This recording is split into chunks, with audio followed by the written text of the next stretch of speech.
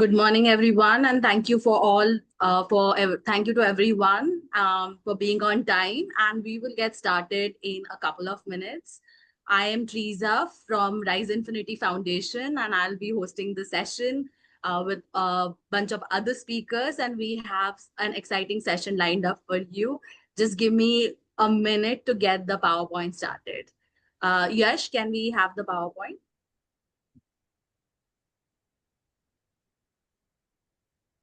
So while the presentation is getting started, let's have a look around the room and let's just say hello to everyone. If you want to unmute yourself and say hello, please feel free to do that. If you would like to say hello on the chat, please feel free to do that. But we'd love to have some good mornings and hellos right now to get started. Good morning, Good Lalita. Morning, Good morning. Lalita. Good morning. Good morning, Good Teresa. morning, Shubha. Hi, Teresa and Karen. How are you all doing? After a We are long time, you're good. joining again. Good morning. Good to have you. Oh, so Shubha, have you attended any of our sessions before? Yes, that's how I know you. Lovely to have some familiar faces there. Yes, I have met Karen also a couple of times. Oh, lovely. Great. Ritika has joined us, Teresa. So Yeah, perfect. So I will get started immediately. let's give a because I think people are still coming in. Just Right. give another couple of minutes. Sure. So we will go through the agenda and maybe the outcomes, right? Project outcomes right now. And then till then, people will join in. Yash, can I have the next slide, please?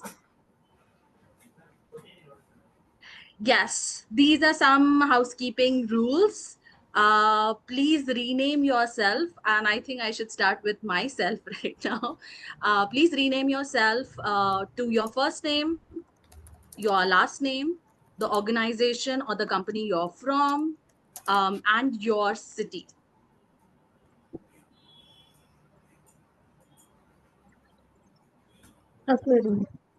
Yeah, so the example is here. My name is Teresa Dow, Rise Infinity Foundation and India. So you can see that reflected on my name. If possible, and it would be great if some of you, if all of you can keep your videos on, then that would be great. If not, I would request some of you to keep your videos on so that we know we are speaking with real people out there. Yeah, it helps us to connect better with everyone. If you're not speaking, keep yourself on mute so that we don't disturb other people. You can keep a pen and notebook handy. That's the best. If you have any important information to take a note on, that's the best thing that can be done.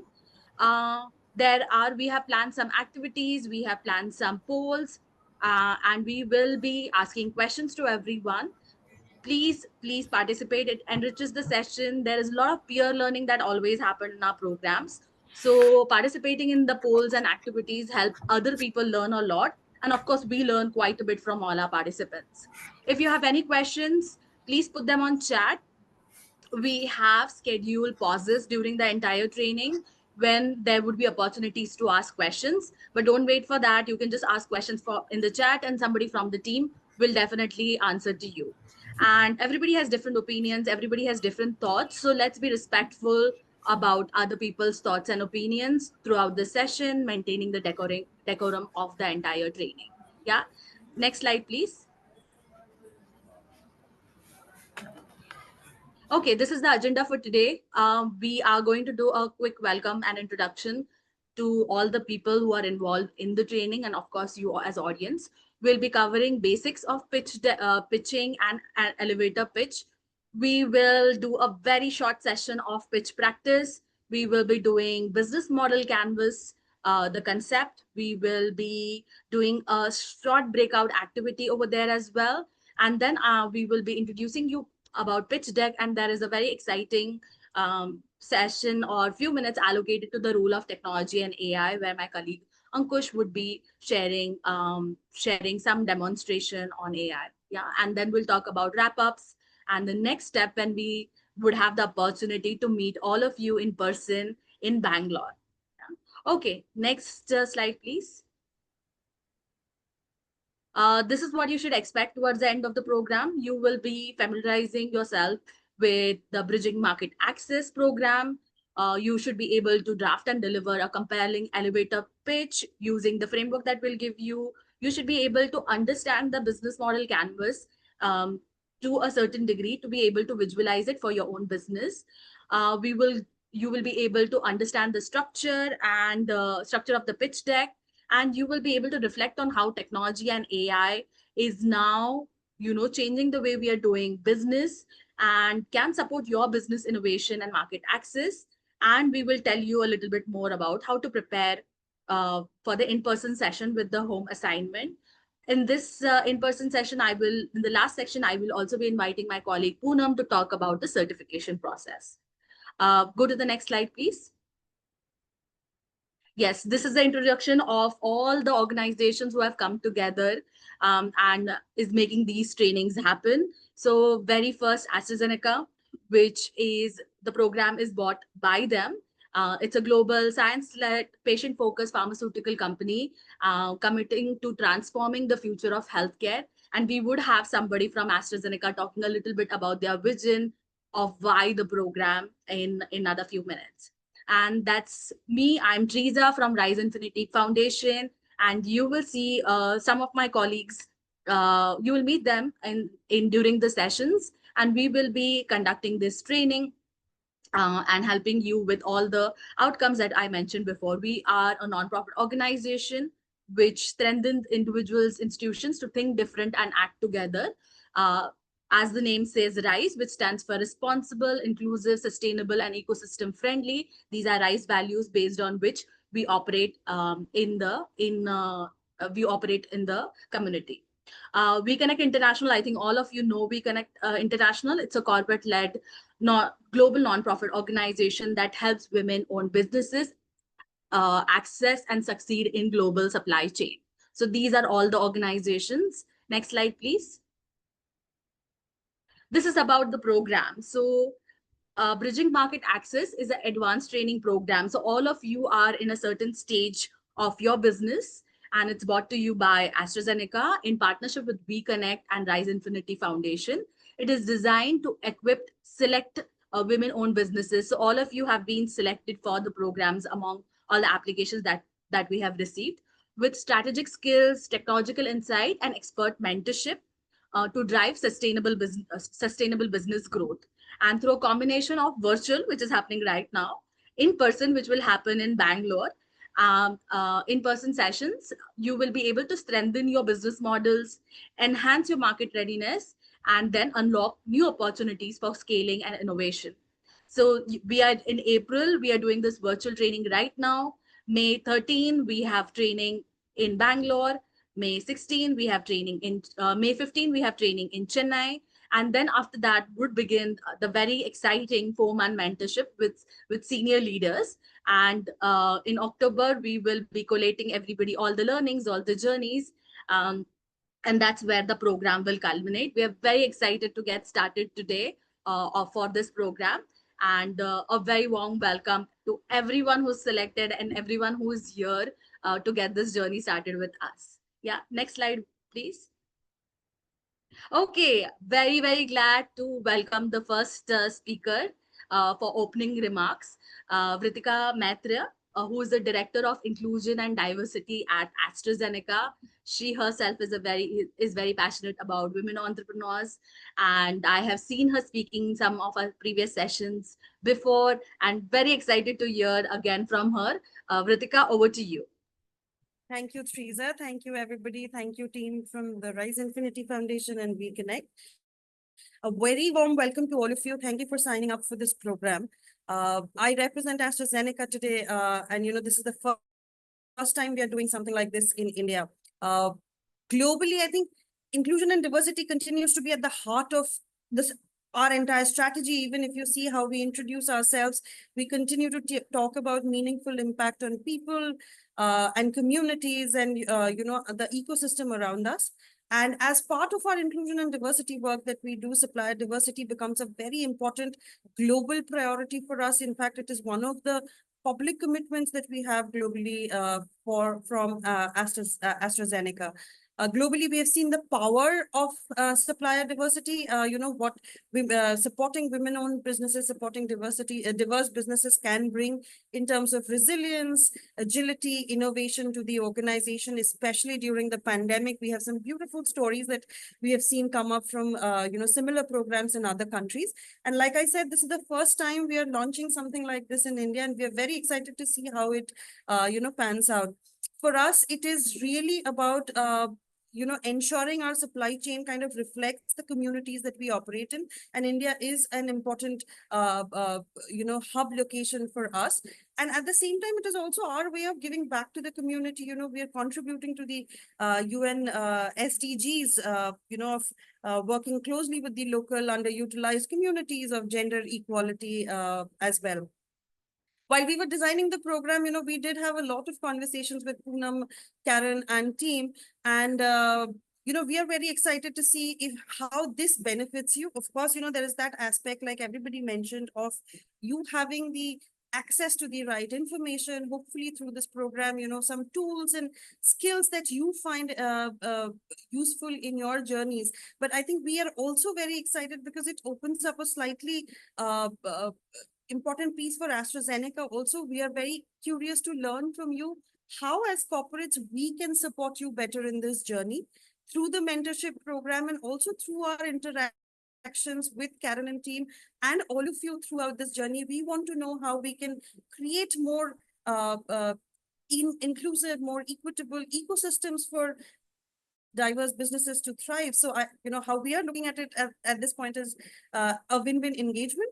So wish you all the best. Today is the first session of the first group. So we are very excited to see how this, like I said, how this really pans out. But to all of you, I wish you all the luck. I hope you find meaningful skills and meaningful conversations. And like somebody also mentioned, pure learning in this beautiful group that I see. And we are looking forward to learning from you too. So thank you very much and have a great rest of the day, everybody.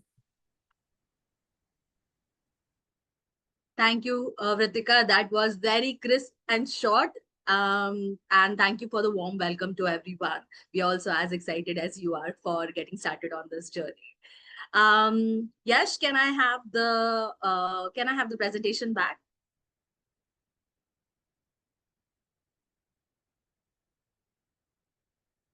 Okay, next slide, please.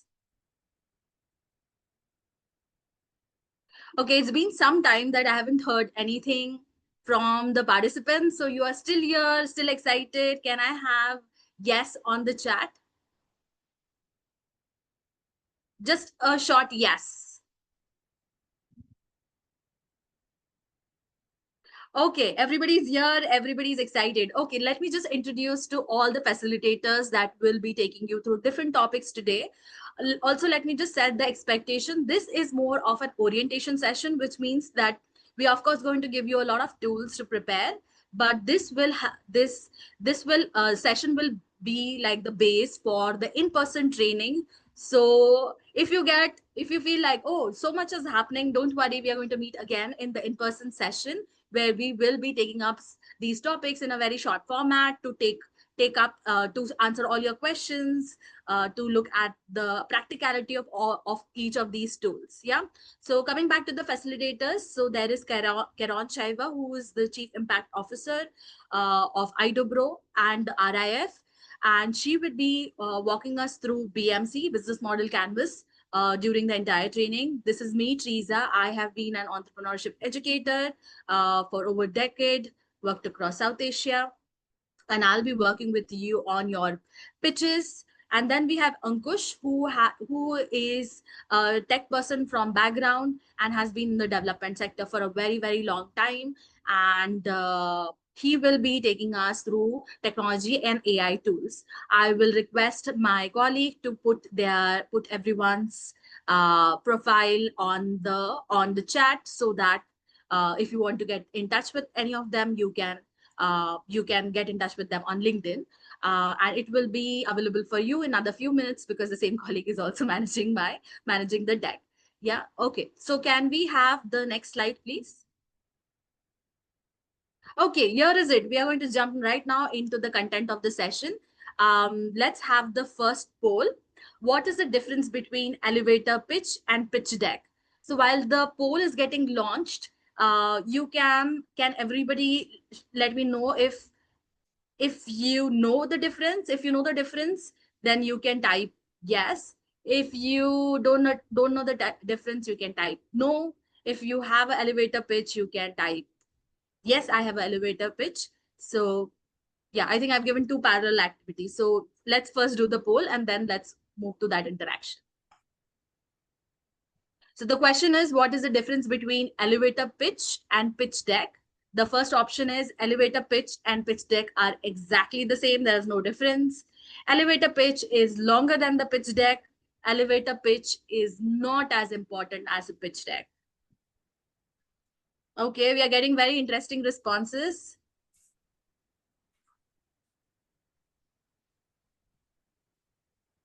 We're going to wait for like 10 more seconds and then we'll close the poll. If you're done with the poll, you can just answer one question. Do you have an elevator pitch? Do you have an elevator pitch? No. Okay, a lot of people are saying no. Some people are saying yes. Great.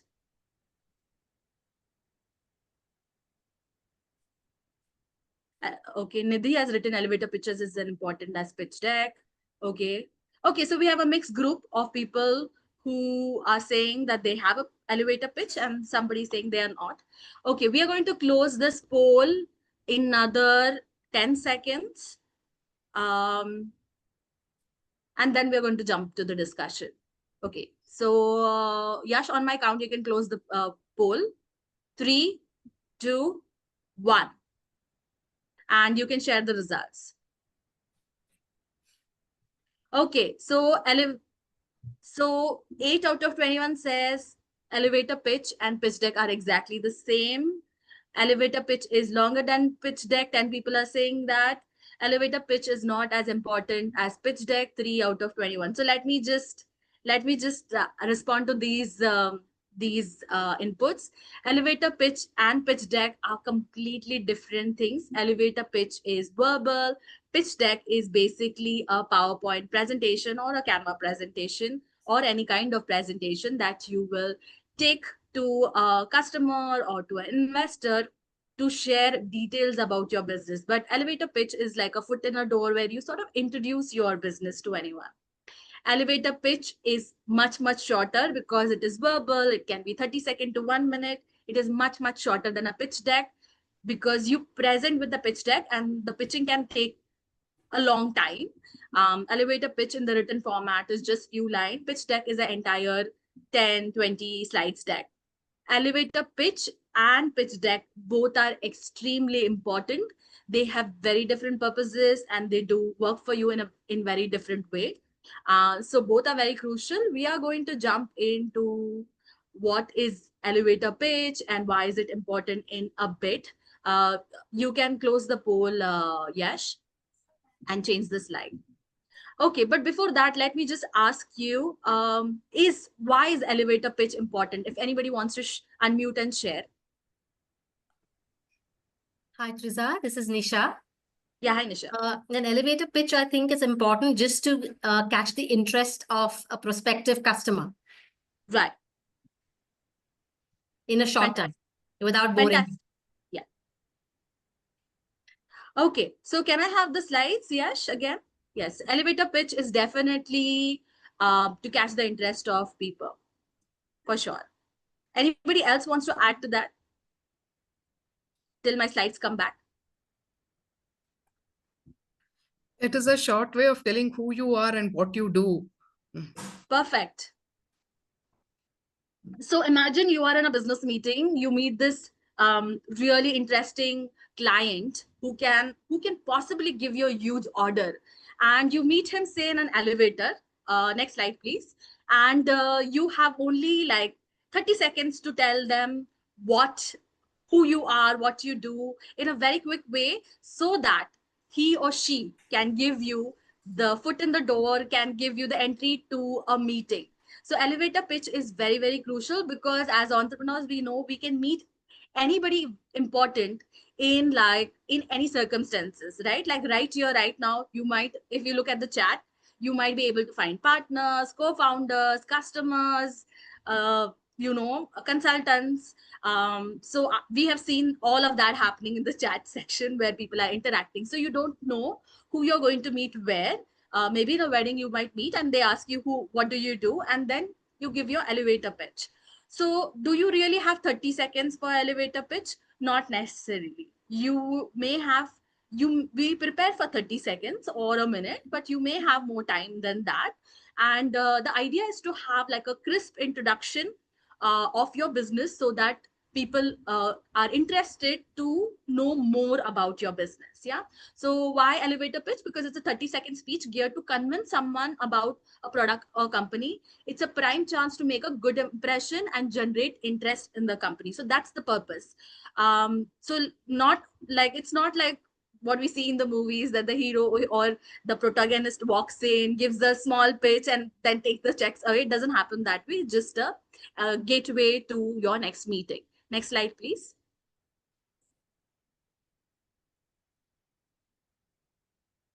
Okay, this is the brilliant IDA model.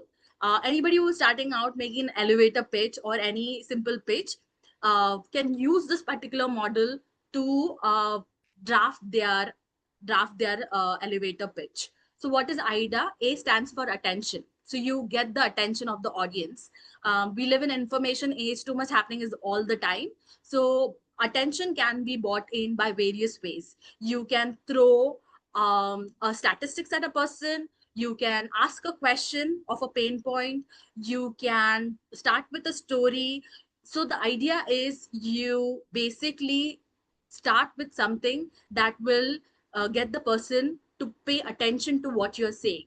Then I is interest. Interest is something that will keep the person in the conversation more than the 10 seconds after you have got the attention of the person. So it raises the interest.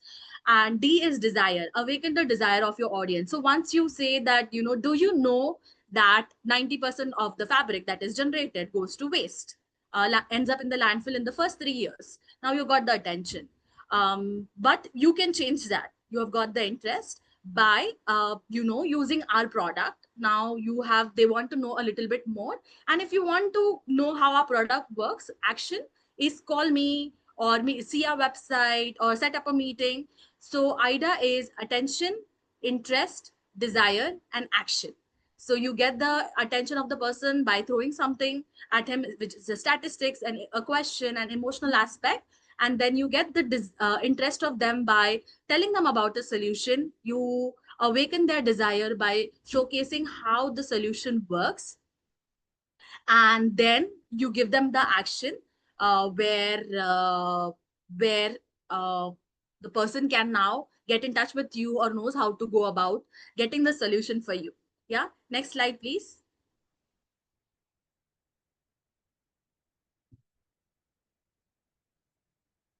Okay, some important points to remember while you're doing your elevator pitch. Your pitch is a statement about your company. So it means that it has to be irrefutable. People cannot say you are not doing this. You know best what you're doing. So state the facts. My company manufactures the best, best ailment oil. Can be refuted saying that, is this really best? But if you say my company manufactures the cold press organic, using cold press organic seeds, then that is something that is irrefutable because you will have something to show for your claim. The pitch has to be succinct, which means that it has to be quick and easy, something you can say in 1 or 2 breaths. It cannot be a long statement that will continue forever.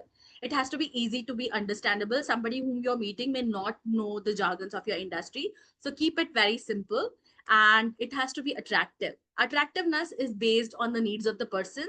So it has to be good for somebody who's investing their 30 seconds to 1 minute in paying attention to your content.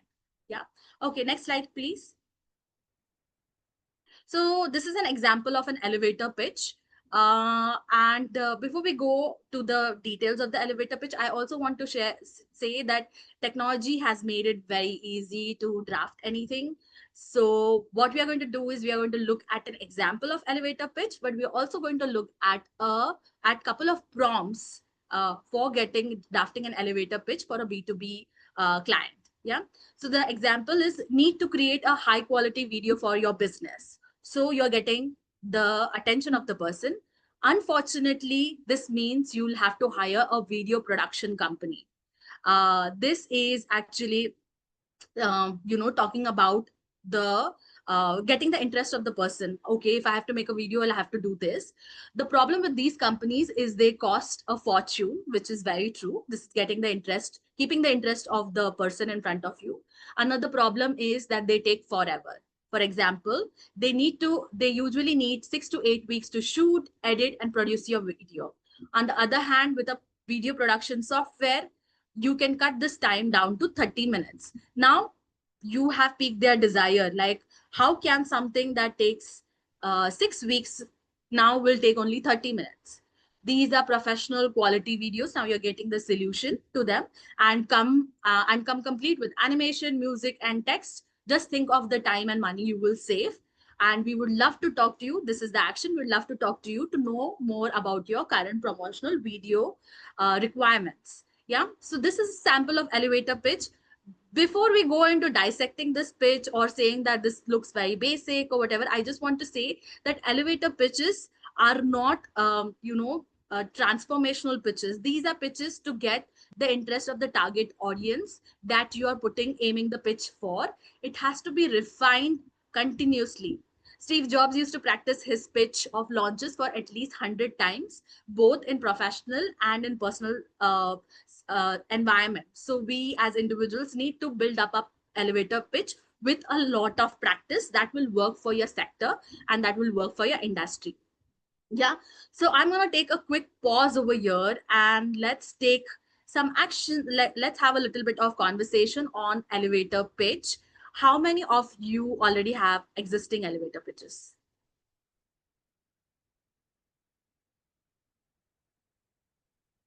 You can type yes, you can type, or you can unmute and talk.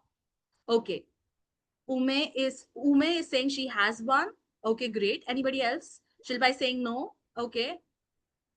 Anita is having.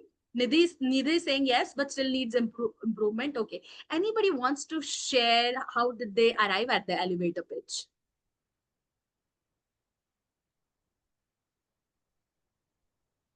Well, Ganesh, go Yeah. ahead. Yeah, it is your name and the company and what is it that you are doing. And then anything where you can highlight about yourself, say your USP in a line. So it will cover around 30 seconds.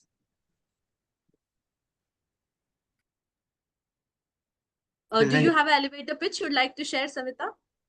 Okay, I'll just go ahead. Okay, I don't want to put you on the spot. If you're not ready, that's also okay. You can put it on the chat. If you are ready right now, we can go ahead with that. Yes, I can tell, no problem. Okay. So, well, I'm Savita here, representing Hasovan Private Limited. And then what we do is we help startups as well as established companies to develop a systematic daily workflow plan. So our USP is we customize it to any size of the organization. So thank you. Oh, fantastic. Do you think there is a need to improve over here? Can we see if IDA model can be used to improve this pitch? So the first thing that IDA model says is attention, right? How do you get the attention of a person? You started with your name. Is there anything else that you can do to get the attention of the person? Anybody wants to come in and...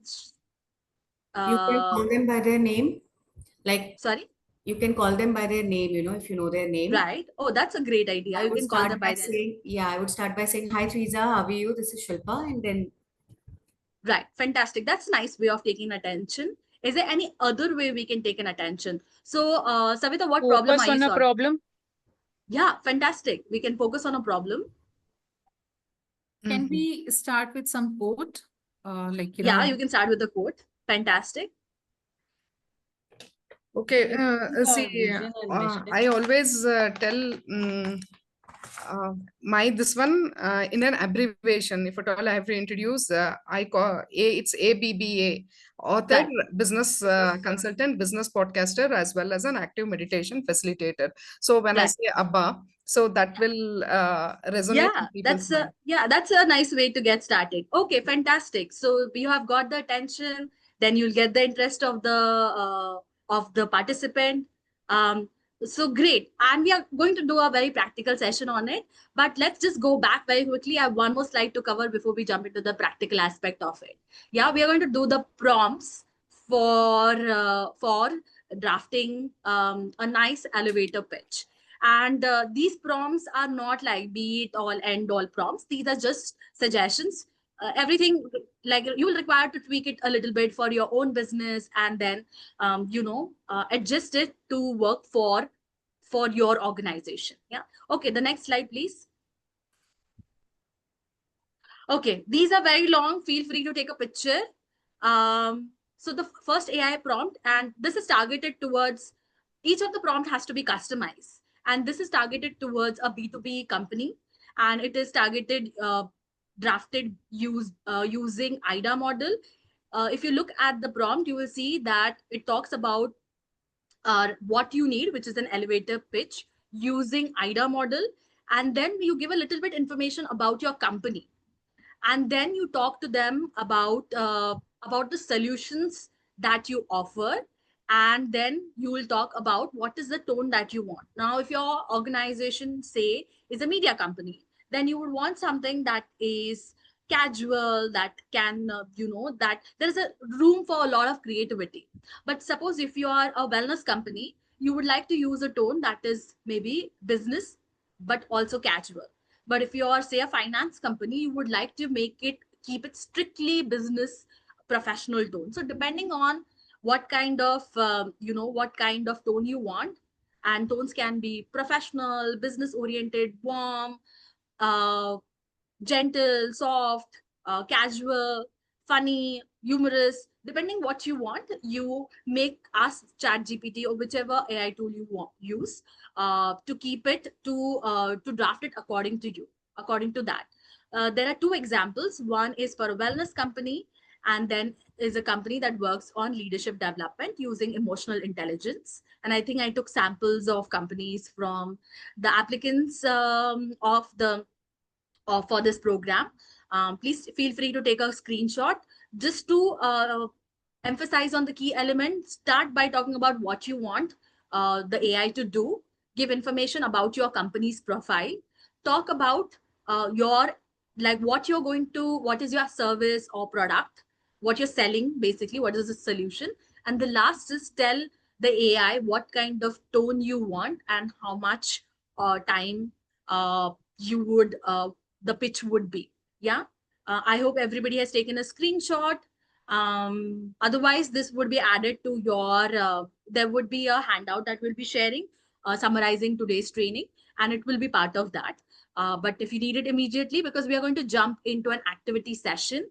Yeah, Lalita, which one? Which are do you want me to? For the chat GPT kind of thing, one after another, which you told just now. Prompts. You talking about AI tool? Yeah. The types of AI tool that you're I mean, there are tons. There is Claudia, there is Puppet. Not that. Then Right now, you just told tell the type, set the tone, and all that. No, one you mentioned. the four elements. One is you tell them what do you want, which is the B2B elevator pitch using the IDA model. Then you talk about what your company is about, then what your service or product is, and then the last is that you tell them what kind of tone do you want, what is the length of the pitch that you want. Okay. Yeah. Thank you. Yeah. Okay. Great. So Brahmara, for this we have prepared for B2B, but for B2C we can cover it in the in-person session in Bangalore. Yeah. Okay. Next slide, please. Now we are going to jump into actually the breakout activity. There are going to be 4 breakout rooms that my colleague Yash would be launching. And then one of us, I am Teresa, then we have Ankush, then there is Keron and Akila.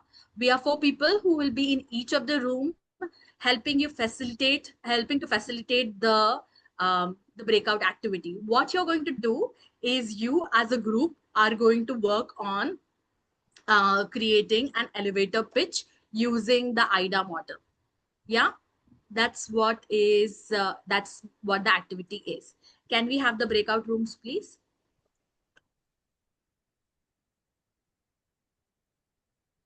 Any questions till the breakout rooms are happening? Anybody has any doubts about the prompt or the IDA model or about the breakout activity?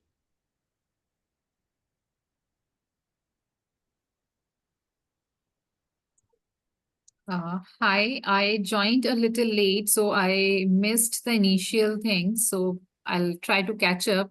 And Sure. then if there is any query, I'll definitely get Sure. back. You can put it on the chat and somebody from the team will respond to you. Sure. Yeah. Yeah.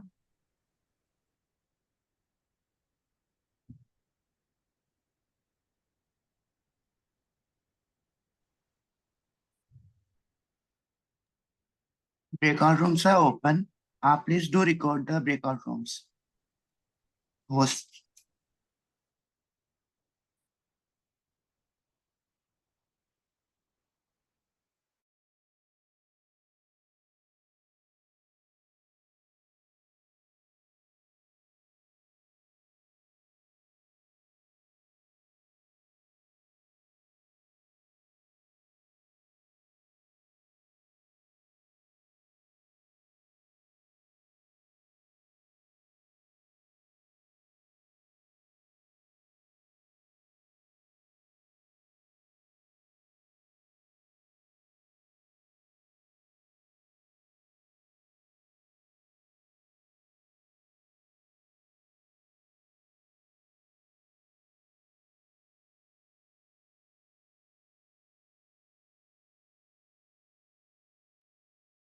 Barmara S, please join the breakout room.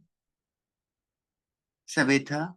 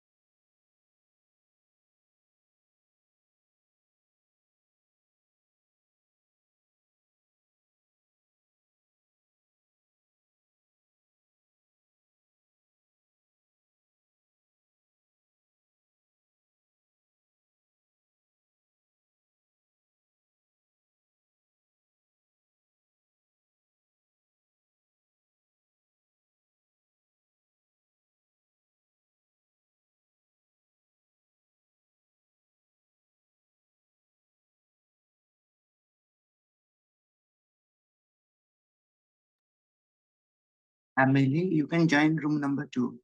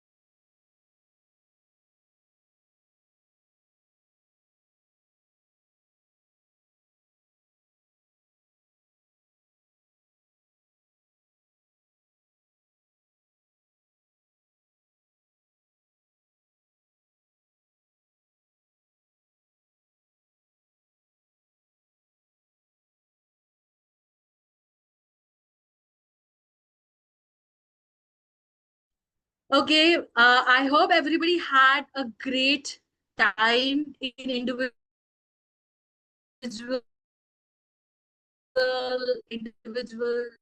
rooms, and you were able to articulate your pitch, generate it through AI, and share, get some inputs. I had a lot of fun in my room where the Disha and other couple of people, we were having like a gala time.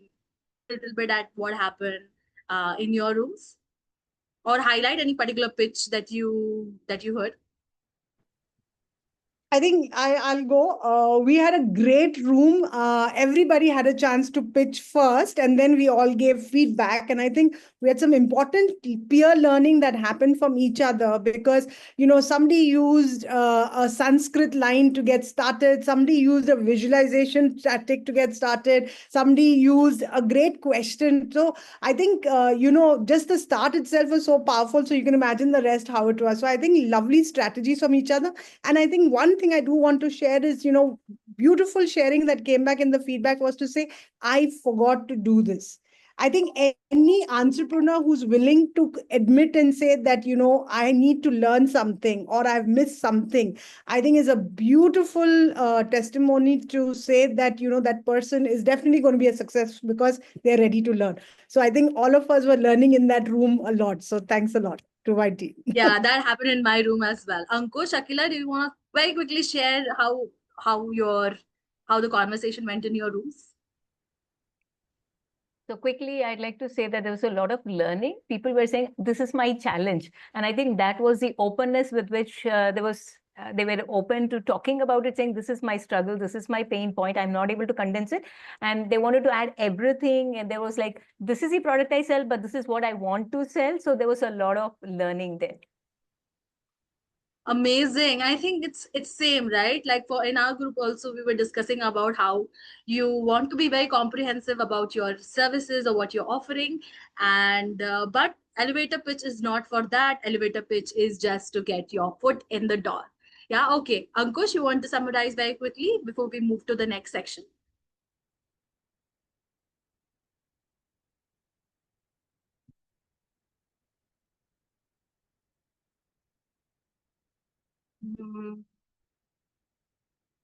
Okay, I think we have lost Ankush for a bit. So let's move on. Yash, please share the screen. Riza, maybe somebody from his room. No, he's here. Ankush is back. Okay, somebody from Ankush's room would like to share. How was the session? How was the group activity? Our room was as quiet as Ankush is now. So Oh, I'm so sorry. so we had only two of us who pitched, but there were a few sharing about the feedbacks. But Right. otherwise, it was a quiet room. I'm sorry. If you haven't been able to and would want to stay back and have a quick chat with me about your pitches, more than happy to do it after the session is over. So it was Vandana, right? Vandana and anybody else? Vandita. Okay, great. Okay, Vandana, please feel free to stay back and we can have a very quick chat about your pitch. Am I audible now? Now you are. Okay, great. Okay, but we are running out of time, so we are going to miss it. We're going to like move on very quickly. Okay, let's go to the next slide. Okay, we are done with this. Next slide, please. We can take one question right now. Anybody has a question about the elevator pitch? Can I? Yes, please. What happens is we tend to attend a lot of networking events, and repeating the same elevator pitch each time is kind of boring. And do we need to prepare maybe 10, 12 elevator pitch for ourselves and be ready? So elevator pitches changes with the target audience. So you can have a very generic pitch for your networking event, where you meet general people who may or may not be interested in your business. But for important stakeholders, for example, a client or anybody you think who is going to invest in your business, I think it's a good idea to have very targeted pitches for the stakeholders that you really want to work in the next few months. Okay. Yeah. So, Teresa, if I may just come in for a second. So, Lalita, what I would suggest is that, yes, of course, it gets boring for you to say the same thing every time, all the time. But remember, for the person in front of you, they're hearing it for the first time. Right. So it is really about you having the enthusiasm to talk every time to the same to about your business to different people. So you have to think of it from their point of view. They will not find it boring because they have not heard it before, right?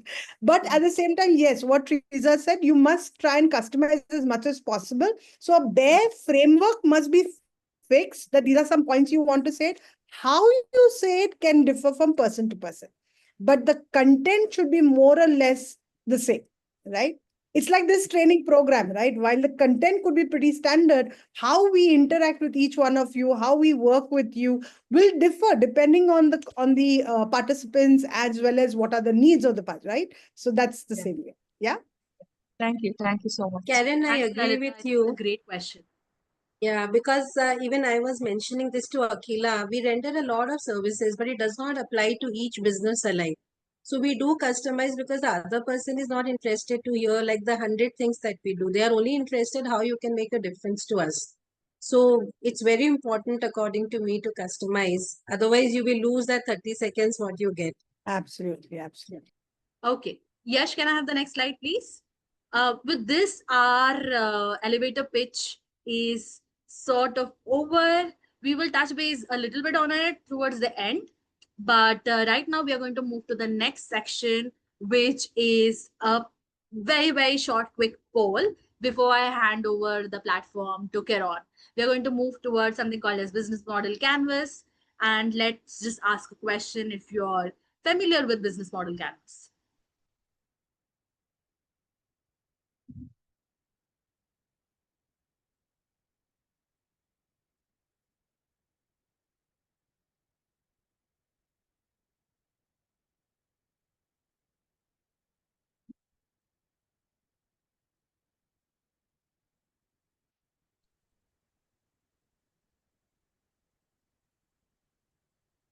Okay, that's a very equal proportion of yes and no for business model canvas. Yes, you can end the poll now because everybody has responded. 46% of you are familiar with business model canvas and 54% of you are not familiar. So that's almost a 50-50. Okay, so we are going to learn about business model canvas right now with Karon. Karon, over to you. She will be walking you through, she will be talking about business model canvas, its importance and the elements, all the blocks of the business model canvas in the next couple of minutes.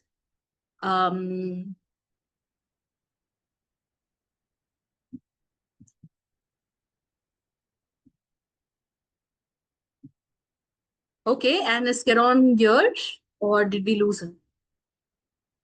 I think we have lost her, but we will go ahead. Let me start by asking, how many of you who said yes, who are familiar, have created a business model canvas?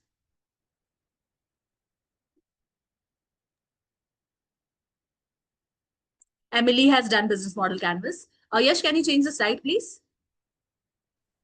Okay. Rupali has done, Emily has done, created Vandita. How was the experience? Gayatri has not done. Okay, Savita has done.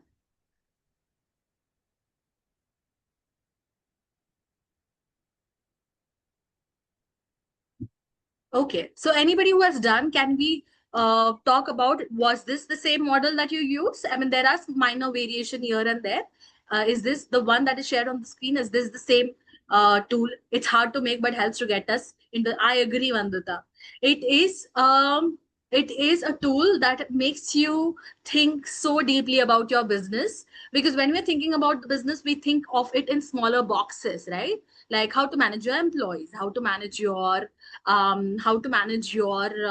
vendors, how to manage your operations. But we do not really think about it as an entire piece, and we do not really think about it as a business perspective. This talks to you in terms of what your businesses are, what your business is all about in a very concise and in a very dashboard kind of way. So first question, technology is missing. Okay. It's a very interesting thing. I haven't seen a business model canvas with technology included, but Emily would love to chat with you about that particular piece and would want to see business model canvas with the technology block as well. So if you have it, please do send it across so we can just touch base later on and talk about it.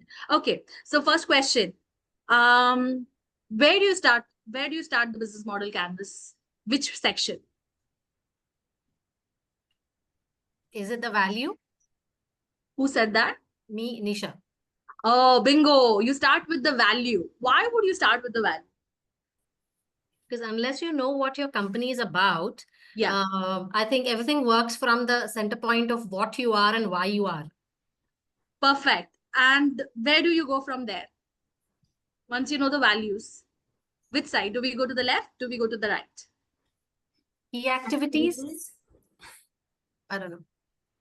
Should we ask somebody else if Key there are other? activities. Yeah. Key activities. Key activities. Okay. How many of you say Rupali saying segments? Okay. Which is segments. Okay. That is supposed to be customer segments. I think while editing it, it got chopped off. Customer segments. Okay. Relationships. Relationships. Okay. I guess cost structures is also important. Yeah, everything, all pieces over here are extremely important, but I agree with you. You start with the values and then I think Aaron is here. Yeah, I'm extremely sorry. I think very important lesson for us to learn that, sometimes technology can let you down exactly at the point when you rely on it the max. Ridiculous, absolutely right. But thanks, Teresa. Have you finished with the overall? No. We just started with where do you get started? We started up talking about values and we were discussing, are we going left or we are going to go right? And I think I'll hand this over to you just to be mindful of the time. We have around till 11:15 for the section to get over. Yeah. One second. Okay. So can I share my slide, please? Because I need. Yeah. Thank you very much. All right. And you all can see, I'm assuming, right? So great. So let's quickly go over here. One of the things with the BMC is sometimes it looks a little overwhelming, okay? But very simply look at it as a inverted T. If you look at it as an inverted T, all right, that in itself really starts centering you to be able to understand the entire thing. And of course, the most important part of any business is what is your value proposition, right? Why would somebody buy from you? Correct? That's the first piece. So the initial start of the T. Then if you look at both sides, it is what's going to make you viable. So one is what's going to make you valuable to the customer, but what's going to make you viable for you to continue your business, which means what are your cost structures? And then, of course, what are your revenues, right? So that's the easiest way to get started to look at the BMC.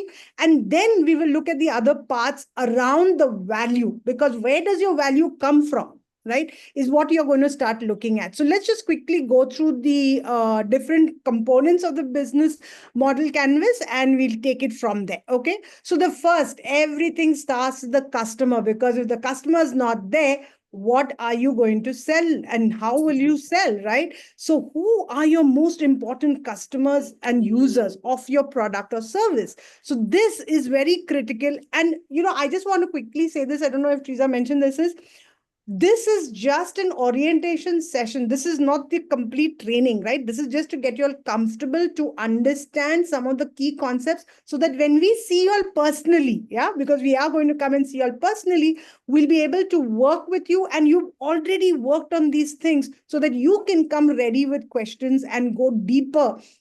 And we can help you really make a proper BMC for you, right? So that's the idea, that you work on it, come prepared, and then we go deep diving and make it perfect, right? So right now, I'm not going to get into the theoretical.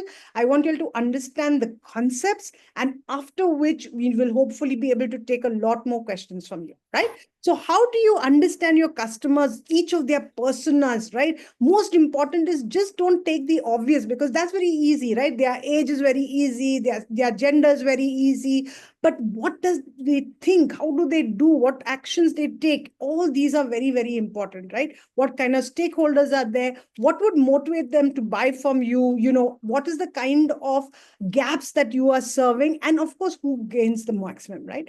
Again, as I spoke about the value proposition, because if your customer doesn't see value in you, you are not valuable to them. And if you're not valuable to them, you cannot become viable for yourself. So for every customer segment, do you really understand them? Do you have a special relationship with them? That becomes so critical, right? What are you solving for them, right? Are they a B2B? Are they a B2C? You know, what is it that they're gaining from you? How are you helping them take their decisions, right? These will all matter for them to see value in you, right? Therefore, you have to also reach, even though you know your customer, even though you clearly understand what is the need you're helping, if you can't reach them, you're not going to be able to serve them. It's as simple as that. So if you have to serve your customer, you have to reach your customer wherever they are.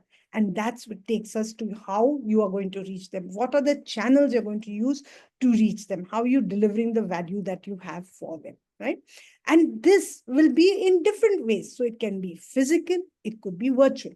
But every step of the way, you have to be adding value.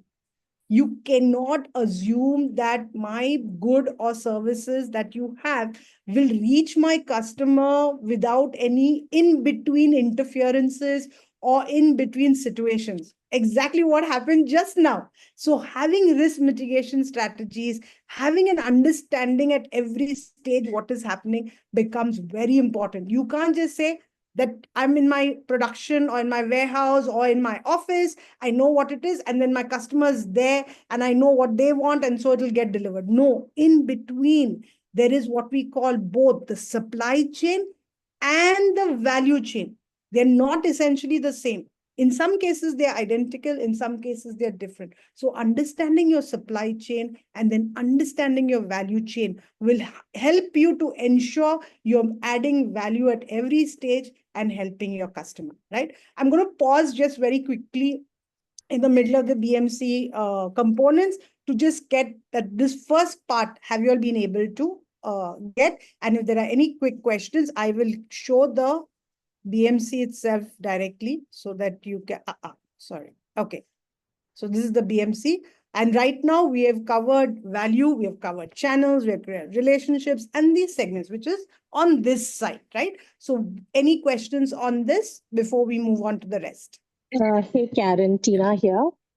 So just one question I had, like when you said about knowing your client, it's not about the gender, it's not about other type, it's about the persona and etc. Can you tell something more about this? What I like till now we've understood we should know where your customers are, gender and all that stuff. Absolutely. But when you say persona, are you talking about their business, like what they do or something? What Great is question. it? Great question. So the word persona is obviously, if I ask you, Tina, if someone had to describe you, what would they say? I mean, your age and your gender is so obvious. Why would you want to talk about that, right? But if I said, hey, Tina has got great initiative. She's a thinking person, right? She believes in learning more, right? She's working so hard towards her business growth. These are things will automatically convey a certain kind of a person, a personality, a interest, a person who can, so there are many things that will come from just thinking about how a person thinks, how they speak, how they decide, how they interact with other people. They tell you a lot of things. Where do you think advertisements come from? Advertisements are decided based on these only aspects of people's behavior, right? People's mindset. So that's exactly what persona means. Yeah. Great. Right. Like the emotions, what they mean, what they feel. Like, okay, got it. Thank you. Yeah. Okay. One more question. Hi, Karen. Yeah, hi, Karen. It's Vandita from CocoWing. So when we talk about customers, and if we have, like you're talking about gender and all, if we are segregating them as Gen Z and the little older people, so do we make a BMC according to those kids? How we have to reach them and all those things? Or it is just one BMC where we segregate according to the customers? Right. Do we have? Yeah. So Am I clear? ideally, you don't need to make a BMC for every single customer or for every single product, okay? Because you can definitely, because there's always going to be an overlap, right? It's not as though they're two separate businesses. Then, of course, or there are two completely separate supply chain. Then it is maybe you might want to do a different BMC. As much as possible, keeping everything in one place definitely helps you to get a holistic vision of your own organization. There you'll see the gaps. There you'll see the interlinkages. There you will see how one thing flows into the other. Because if you don't see that happening, then obviously it means you're you're all over the place and in many different things where maybe you're spreading yourself too thin, right? So try and stick with one BMC. Yeah. Okay, Great. thank you. Thanks. Okay, I think we'll go ahead. Please keep your questions coming and comments coming, feedback coming in the chat. We will, please remember, we are meeting you again in person in your city, right? So we will be making sure that we are responding to everything that you tell us today. And that is the whole purpose of today. Today is not, don't look at today as a training. Today is a prep day for all of us. Okay. All right, great. So let me quickly, how fast can Karen, just to rectify my comment before, you have time till 11:30 and not till 11:15. You gave me a heart attack, Teresa. Sorry. This is called being flexible. I went faster than that because I was like, my goodness, really? Are we that late? All right. Okay. So we finished with this. Okay. Sorry. I went much ahead in my hurry.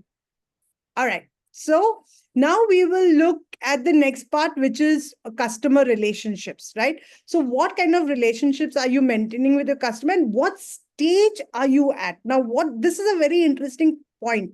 What stage are you at?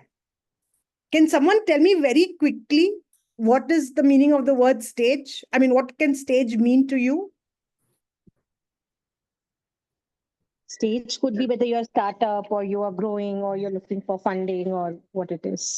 That is your stage, but your relationship with your customer in that stage means whether you're retaining customer or you are at the stage where it is just a one-time interaction or a at regular intervals you keep meeting them. Very good, very good. So, I must give you all a tip, and I keep telling my students this whenever I teach in an institute, is that, the answer is always in front of us. If you saw in the image, it's already over there, right? So that's a tip for everybody. You may not know an answer, that's perfectly fine. But normally that answer is around you. Just look around you and you'll find the answer, yeah? So yes, exactly, right? It could be a new relationship where you just got started, right? Or it could be somebody who's been with you for many years. So how do you retain them? How do you delight them? How do you constantly change your relationship so that, or up your relationship so that they continue to be with you, right? All this matters. So how do you keep and grow your customer base? How do you build a loyal customer base? Because you definitely want to keep getting repeat business. Getting repeat business is far more easier than getting a new client every time. The cost of acquisition is higher, sometimes as high as 3, 4, 5, 10 times higher than cost of retention. So keeping a customer loyal to you is very, very important. Now, this is the tricky part because everybody says when you talk about business model canvas, what's your business model? I'm sure many people would have heard this, right? That means how do you make money? Where do you get money from? What is the customer willing to pay you for?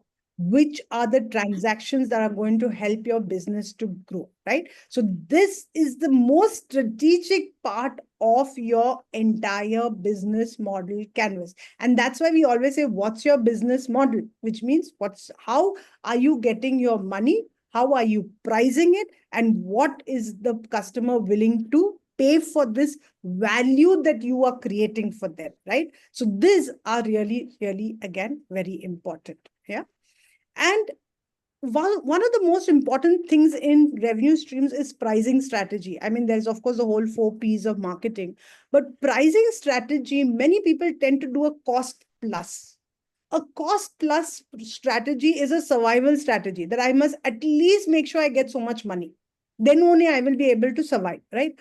But when you do a value-based pricing or a market-based pricing, then you're doing a growth strategy. You are doing a thriving strategy, not survive, but thrive, right? So understanding what kind of a price you're going to do must work on a growth strategy rather than on a survival. Of course, there are times when we work on survival strategy. Many of us did it during COVID, but that should not be the one. The second part to pricing is the usage model. How are you pricing it on basis of what? Right? Is it because of how much of time they will spend using it? Is it because of a repetitive recurring utilization? Is it that they'll use it only for a short amount of time? Or are you giving away some IP? So all of these add up to the kind of pricing strategy you're going to use. Yeah.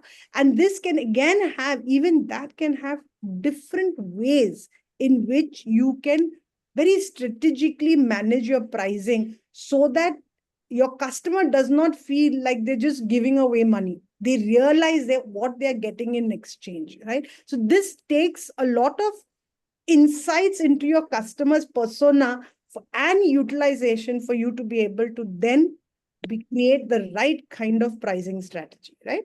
And freemium, of course, everybody knows, right? We give some things free and then we hopefully charge for some things. But that I use the word hopefully. Why? Because unfortunately, once people get used to getting in free, they don't like to pay for anything. So you have to be very, very careful about these kind of models for pricing. No business can work, no business or no entrepreneur can survive on their own, right? Obviously, your business needs a lot of different kind of resources for you to deliver. You need infrastructure, you need equipment, right? So what are all these things that you rely on that will help you to deliver on your promise to the customer? So this can be, like I said, the infrastructure, tools, space, locations. You definitely need a team. You need different equipment. You could probably require IP licenses. What kind of supplies that you need, raw material that you need, is it easy to get? Is it difficult to get? What kind of pricing could be there? Are there premium pricing that you have to pay because it's scarce? So all these things add up to you understanding what you need to run your business. Yeah. And those are very, very important to understand, because not only do you need it, you also need it within a particular timeline at a particular cost so that you can be viable. And that's why it comes under the cost section. Okay. All your customer related comes under the revenue. Remember the T and then this side. So this is how you will remember it also easily. And of course, be able to create it, right? So next is, of course, what are the kind of activities? You've already set up your business, you know your customer, you know what resources you need. You obviously need to know what all activities you need to do to deliver it to your customer, okay? And some of these things are very obvious, but very often there are smaller things that we tend to not remember, because it's easy to write it on paper and say, this is what I have to do. But to put it into practice, you need two very important things. First, by whom? Who's going to do these activities? Do you have the people or not? And secondly, by when? Because if it's not done in a time-bound manner, obviously your costs are going to escalate like anything, right? What are you dependent on? Are there any situations in which if something goes wrong, you will be in trouble, right? Who is there who can take on the responsibilities? Where does the buck stop, right? All these aspects are very important for you to deliver on the product or service to the customer. And then, of course, you have partners. That's very, very important in any business. Creating the right kind of linkages and making sure that you have what requires to be done, right? So who are these partners that you can depend on to achieve your goals? Because it's not only about customer service, it's also about keeping your business running, right? So business goals as well. So one is your product and service goals, and the other is your operational goals. So understanding that again becomes very, very important. So obviously your suppliers are your partners, developers, distributors, investors, collaborators, affiliates, right? All of these are important partners that you need to have great relationships with. Along with your customer relation, you also need to have these relations to ensure that you are keeping your business running and your customers happy. So then we go to our cost structure. So remember, we started with value. We spoke about the customers. We spoke about relationship, spoke about the revenues, right? Now we're coming to the operations part of it, where we spoke about all the partners, your resources requirement, and then finally activities. And therefore, all these aspects give you cost. This side, on the right-hand side, these are what lead to revenues, whereas this side is what leads to costs, right? So we look at the cost structure. So what are your critical elements of the cost structure, right? And we know based on what all you've got. So if you've got equipment, infrastructure, all those are your fixed costs. We know the running costs to run your business, those are your variable costs. We know that there are going to be different kind of activities, payments, fees, all resource persons, you need to pay all of them. And so those are your other costs, infrastructure, operational, cost of sales when you deliver, distribution, all these add up. Your HR costs, payroll, benefits, bonus structure, taxes, all of these are costs. And if you don't account for each, including your own salary, very often we tend not to add our own, we tend to downsize our own contribution to the business, right? Because we feel we need to survive. No, full cost must come in of every element. Otherwise, you are subsidizing your product or service for the client, right? And that in the long term will never help you to grow. So understanding all of these, understanding economies of scale. So does anybody here know very quickly what is the economies of scale? Are you all aware of this? Yes. Great. Tanya, would you like to just quickly share what you mean by economies of scale? So at the point when, when you start, you have enough customers or revenue to justify your costs, and, you start seeing higher profitabilities when you reach economies of scale.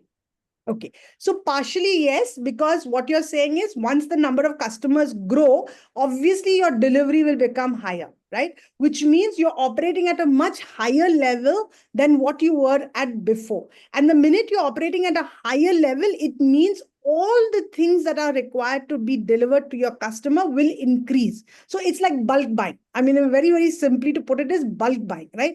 So if I know that I am able, my sales have increased dramatically, and therefore I am able to be confident of selling much more than what I was doing before, I will start ordering also at larger quantities. So if before I was ordering, let's say 2 tons of something, I will now order 5 tons. And because I am ordering much more, I will start getting better prices. So your cost of delivery starts coming lower and lower, not because the cost has come down, but because of economies of scale.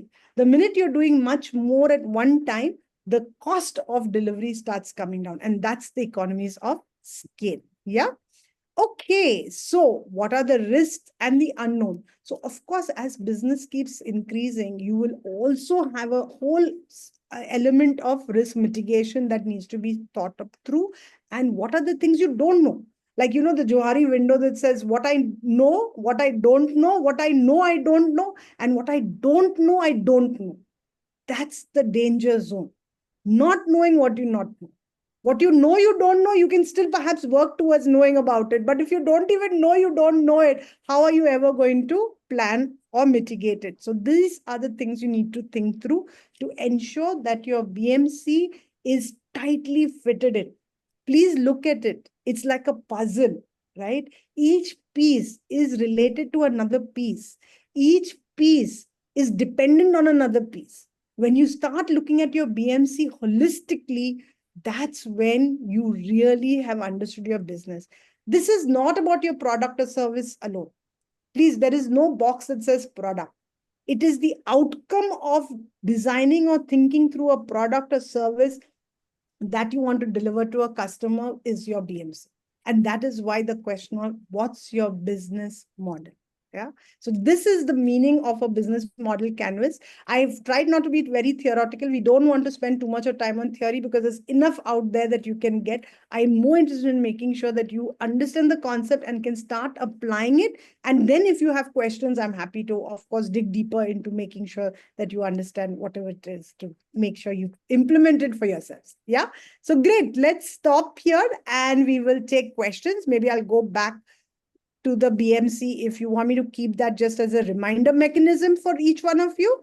And yeah, and then, or we can put off the, yeah, maybe we can put off the I'm only sharing, sorry. Let me stop share. Great. For just a minute, and we can always bring it up if we require. All right. So any questions? Yes, Ashwini, go ahead, please. Okay, I have a question because I belong to architectural construction engineering industry of India, though I have worked abroad in Singapore, Bali. Nice. And in Spain and in Doha. So currently the main motto to join this platform was I am trying to collaborate with project management consultants and developers and architects from Europe and Southeast Asia for outsourcing the concept visualization work from India. Okay. The which I am regarding to the BMC, please. Yeah, so now I went through BMC and I was like, the fixed cost that you mentioned, right, which I am ready to bear, that please everyone come to the office, because after a certain level, I can't work completely on hybrid. But the generation Gen X, Gen Z, they are so much so now I have to split the team. So I have to split the team. The one team which is only on online thing, and the other team which is on actually concept development and then production. So now I'm investing in fixed cost of rent also, and I'm now investing in the cost of setting up everything digitally, like on server and hybrid, and then I'm putting that much money in softwares also, which are actually, that is why the BMC has got every piece. It's a puzzle, right? I just said they are all interlocked pieces. So you're going to have to work it out to say, what are my costs? Like, what is the return on investment by having a virtual team, and what is the return on investment by having a physical team? But of course, everything is not numbers, right? There are qualitative aspects, quantitative aspects. So you need to work with all of these. And that is why putting everything in a BMC will help you to understand what is contributing to what. How is a online team, virtual team helping you in what ways, in which directions? Because like I said, even in the distribution channels, I told you there could be physical, there could be virtual. So you're going to have to put down all these elements and then evaluate. Is it okay for me to have a Gen Z who's virtual, or do I want a millennial who's willing to sit in my office, right? So each of these have pros and cons, and that's why the beauty of the BMC being one single structure with different interlocked pieces. Yeah. Okay. Okay. So we can consider BMC as kind of a mind map, okay, connecting each piece towards the goal, or like, what we want to achieve through it, or like, how to scale up our business, kind of that. Absolutely. So, well, at this point, I would say it's still a puzzle. It's not a mind map, because when you use a mind map as a tool, you need to go far more deeper. So while I've asked all the questions in each, component, for you to be able to create it into a mind map, you'll need to put down all of them and then link them with their relationships. But it's a great thought to have to create a BMC using a mind map. You can do that. Please go ahead. I mean, absolutely. But then you would need to go much more deeper. You'll put it, but it's a brilliant way to think about the BMC as a mind map as well. Brilliant. Thanks, Shruti. Okay. And second point you mentioned. Yeah. So Karen, as you mentioned, like, see, if it's the first time we're trying to put things together, we never know how right we are and what it is. So what do you think is the way around the way this? is for you to come for the physical session and meet us, and we'll tell you.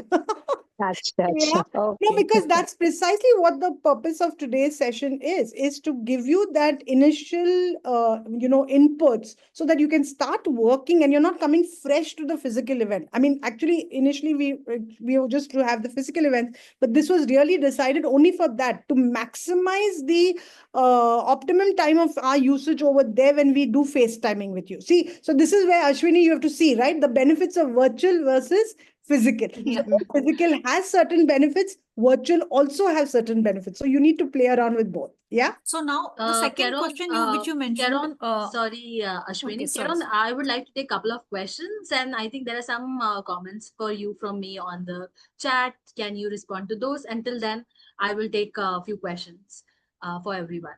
Great. Ashwini, Yeah. I would also want to emphasize that if you want to dwell deeper, like BMC gives a very dashboard view of your organization and helps you see the organization in a very in front of you in your eyes with all the puzzle pieces. It would be a great idea to look at the mentoring program that would be offered through this program, to work with somebody who is an industry expert and can help you think through your financials a little bit more deeply. Yeah. That's one thought and point of view. Teresa, I'd like to just add a little here. Just the way Ashwini spoke, I think architecture and interior design is a field which needs to be, you're talking about BMC, great, but there are certain aspects in the industry which are approached very differently. So I'd like to have a larger conversation at some point, probably when we meet, with a concerned person, to kind of, sort out certain issues that I've noted some points, but how do we do that? How do we actually have that interaction? Because doing it right now isn't the right thing. BMC or something else? BMC, so, what you all discussed on BMC. You would want to brainstorm about different elements of BMC? BMC pertaining to my industry, architecture and interiors. Right, got it. How could we do that actually, without disturbing the others? Yeah, actually, Rupa, what I'll recommend is in later few slides, Karan would also speak a little bit about We Connect Academy program, and which has a far more focused business strategy and BMC based content. Yeah, and it sort of gives you a great overview, something that we only design. Gives you overview of BMC and goes a little bit deeper into all the elements with very structured, downloadable file, which we are going to share right now, but it gives like a element of how to fill each of the section. So I would suggest that you go through that first, and then when we meet for in-person meeting, we would be allocating a little bit time for BMC, and we will allocate a little bit time for discussing like one-on-one or maybe on a peer learning sessions. But of course, we would want to take your query on that. But let's go through this process. First, first go through the content of the V Academy, which I will cover a little bit. And then, Rupa, if I could just say, and this is applicable to everybody. Again, I'm repeating, you are expected to work, okay? And I mean, we'll talk about it again in the homework and the closing session. You're expected to work on your own individual BMC. That's why this is not we don't want to do just generic examples. We want each of you to do it for your own self, so that it is as relevant as context. So once you work on it, okay, when you come for the physical event, you will then be able to ask us those questions which are specific to your industry. Okay, just one very specific question from what you covered. Okay, now when you talk about the kind of clients on a regular basis, or retaining, retention of clients, long-term clients. In our industry, there are clients who are, there's a large percentage who are single clients. Okay, they might be wanting to design a house or do interiors for a house or an office. They're single clients, so retention in that case does not apply. So how would I fit in a BMC model into that? So that is what, these are very specific areas which I'd like to discuss. That's what I'm saying. So I should qualify. There is a cost of acquisition, there is a cost of retention, and there's a cost of referrals. No customer is ever forgotten, should never be forgotten, because word of mouth is your best way. So you still have a relationship even with that customer. Customer doesn't end. Yeah. So 101%, there is still a relationship, even if it's a one-time, what you call it, client. And how do you know? He may want another, he or she may want another house somewhere down the line, may shift, may move cities, may Yes, but buy I think a the time span retirement home. is way larger compared to, other products or industries. So the acquisition costs for us are way higher.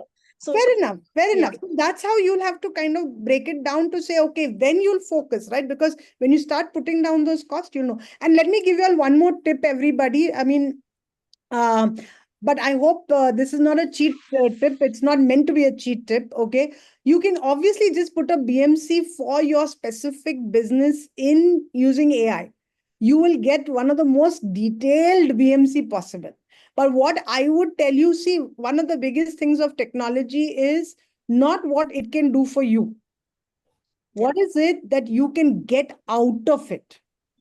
Remember that. Which means depending on how well you engage with AI and ask the right questions, give the right prompts, that's what is going to get out of it. So when you first put it in just like that straight away, you will get some very detailed thing, which may not, half of it may not even apply to you. So do your homework first. Put down your thoughts first, which is specific to your business, and then compare with what, ChatGPT or whatever you use might give you. And then go deeper. Start asking questions and start comparing with what is being given to you and what are you thinking. Ask AI, am I thinking along the right way? Have that conversation. AI is not just a tool. It can be a teammate. It can be a colleague, right? It can be your marketing officer, your CMO, right? So, or your COO also. So please work with it, and that will help you to really create the best BMC that you can create for yourself. Okay. But don't take just the standard version. You will be doing yourself a disservice. That's why I said this is not a cheat tool, right? This is a leverage tool. How do you leverage technology, which is the basic premise of this program as well. Yeah. Okay. Great. So, Teresa, what do you think? Should we take some more questions? Do we have any more questions? Any more thoughts? We can quickly take that, or we can move ahead. We do have time. So if anybody has questions, we can take a couple of more questions about BMC. Yeah, what maybe I would ask then, we had a 60-40 split, which means there are some of you who have already done your BMC or are aware of it, or perhaps have gone for another training, okay? And we'd love to know whether, how do we compare, because it's always good for us also to learn, right? So is there something that we maybe missed not explaining to you? Is there something that you learned better out of this? Is there something you'd like to share with the rest of the group over here? We'd really, really appreciate it, because the best kind of learning comes from experience, right? Not from theory. So anyone here could tell us if you've done a BMC before, then please tell us what has been your insights or what has been your challenges. Or even tips to do BMC. Yes. Yeah. Preeti, I think you were going to say something. Go ahead, please. Yes. So I have also done BMC during our course, Stanford Seed Spark program. And it's been more or less the same. So it's a lot of points are well covered here. Only one point is missed out about the ecosystem. So, when you are providing service, so apart from your customers, who are your end target customers? What is their interest? Why, for example, in the entire chain of, your channels, which is also in a way broadly covered.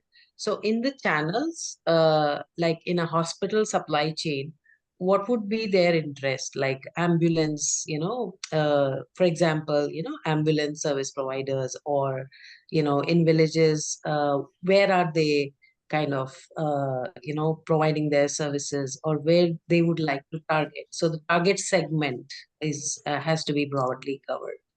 Great. Thank you, Preeti, for sharing the word systems. You are talking to a person who eats, breathes, and sleep systems thinking. Yes. So the only thing is, of course, we had a 45-minute session. So if I had to bring in another element of systems thinking into the whole thing would become really, really complicated. But you're absolutely right, right? If you look at the whole BMC, it is a systems approach because your business is a system by itself, right? And then it exists within another system or the larger system of society, of industry, of where you are operating, right? So there is, when we talk of a systemic approach to business, you have to remember that there are different parts, right? And therefore, when you are one part, there are also many other parts. And each of these parts are interacting with themselves. And that's the beauty of systems thinking, that you realize that while you are an individual business, you are part of a larger industry. You are part of a larger ecosystem of society. You're also part of the larger ecosystem of the universe, right? The natural environment. For many of you are probably taking things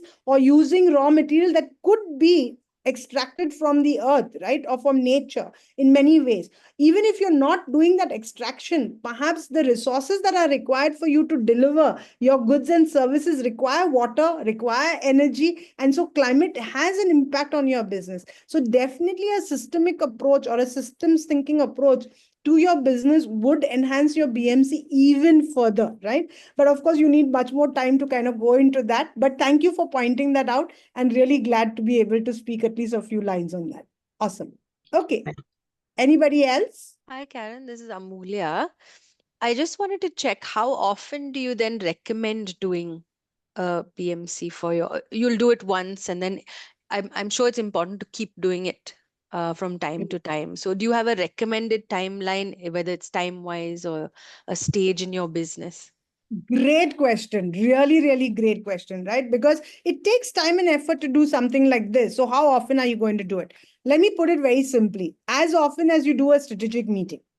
Okay. Now, what do I mean by that? I don't mean that you'll change it every time you have a strategic meeting, but you will refer to it, right? You will see, am I on track? Is this what I originally thought? So it's a reference document, right? It's something that helps you to create guardrails to say, did I think of this element or not? So maybe if you didn't think of it at that time, when you're discussing your strategy, you can always add it into it. Or when you're discussing new strategies, you would see and say, oh, okay, I had, thought earlier that we would be looking at customer segments in the age range of 30 to 50. But right now, I'm really talking about senior citizens who are 60 and above, which I've never thought about before as a valuable customer segment. So then you'll change. Your BMC will change, right? So it's not about creating a new BMC every time. It is about referring to it and updating it based on what you're doing and utilizing it as input into what you're doing. So that is how I would suggest that you keep it updated, so to speak. Sure. Yeah, makes sense? Thank you. Thanks. Great. Hi, Karen. So, the question I had with the BMC, like my products are like honey, nuts, jaggery, and so on. And if I see a clientele list, it's pretty much everybody.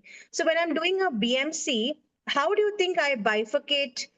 Because a working woman also would like, a homemaker also would like, a gem person also will like, a breastfeeding mother would love, and so on. So then how do we do the BMC? Being a solopreneur, how do we frame that out? So, there are two famous lines, and I'll share that with you. So one is, when everyone is a prospect, no one is a customer. Very important line. It's my own, by the way. So it's very, very important. Why? I'll tell you this. Because every customer, remember the persona is different. Every customer segment is different. How are they different? They are different in the first and the basic thing. They're different in the way of utilization. A senior citizen, a pregnant woman, a lactating mother, okay, and an office goer, all are women. I'm just using for the sake of, ease, okay? All are women. And yet, each of them will use your honey differently. Each of them will use your nuts differently. Each of them will use your, if you have maybe biscuits and things, or cookies or whatever, will be using it differently, right? So there's no such thing as saying everyone. Don't ever make that mistake. The minute you use the word everyone, it means you don't know your customer. And you are not catering to a specific customer segment anymore. Yeah. So this is very, very important. And in your BMC, the more customer segments you can do and differentiate, of course, you don't want to have too many customer segments because you can't afford to do that. Also, it requires a lot of money to be able to design a complete strategy for every customer segment separately. Plus, there could be many overlaps because in the same house, there can be a senior citizen, there can be a lactating mother, there can be an office goer. Why would you design three different things, three different distribution channels for three people who probably are in the same house? But their utilization will be different. So that's the little bit of flexibility and playing around you need to do in the BMC to be intelligent. And that's the difference between AI and you, right? AI will give you a generic and give you an one size fits all kind of an approach. Whereas what you can do by using AI is keep going deeper and deeper and digging deeper by understanding what are the nuances of my customer persona. And that will help you to decide how much is the differentiation you need to do to be able to reach the right number of clients to make sure economies of scale kick in, because that's when you start making profits. Okay. So instead of taking everybody, just have one category or two category and भले उसके अंदर एक के अंदर एक क्यों ना हो, that's okay, but then have a that's okay. मोटा मोटा. Okay, great. Thank you so much. Awesome. Okay, Meghna, I think you're reaching. Did you have a question? No? Okay, all right. Okay, any other question on the BMC or someone who's used the BMC and has found a challenge or some tip that you can help others get? Because as Teresa also said, the more you can share with us. I can share a tip here. Great. What worked for us when we tried to do the same BMC with our Stanford programmers, we involved the team a lot. So doing it individually is very difficult. So I would suggest anybody who has a team, especially senior leadership or whatever team you have, if you try to do it with all of them together. That will make it easier. Excellent tip. Excellent tip. Absolutely. Entrepreneurship is a very lonely journey. I'm sure all of you all know, right? So the more you can bring your team into your decision making, the more you can bring your team into your strategizing, the more you can bring your team into your operationals and delivery. I think it's a brilliant way to ensure that you build ownership, okay, with your team members, and of course, relieve yourself a lot of stress. Yeah. And share both the positives as well as obviously the ups and the downs, right? So great idea. Thank you, Rupari, for sharing that. Okay, anybody else?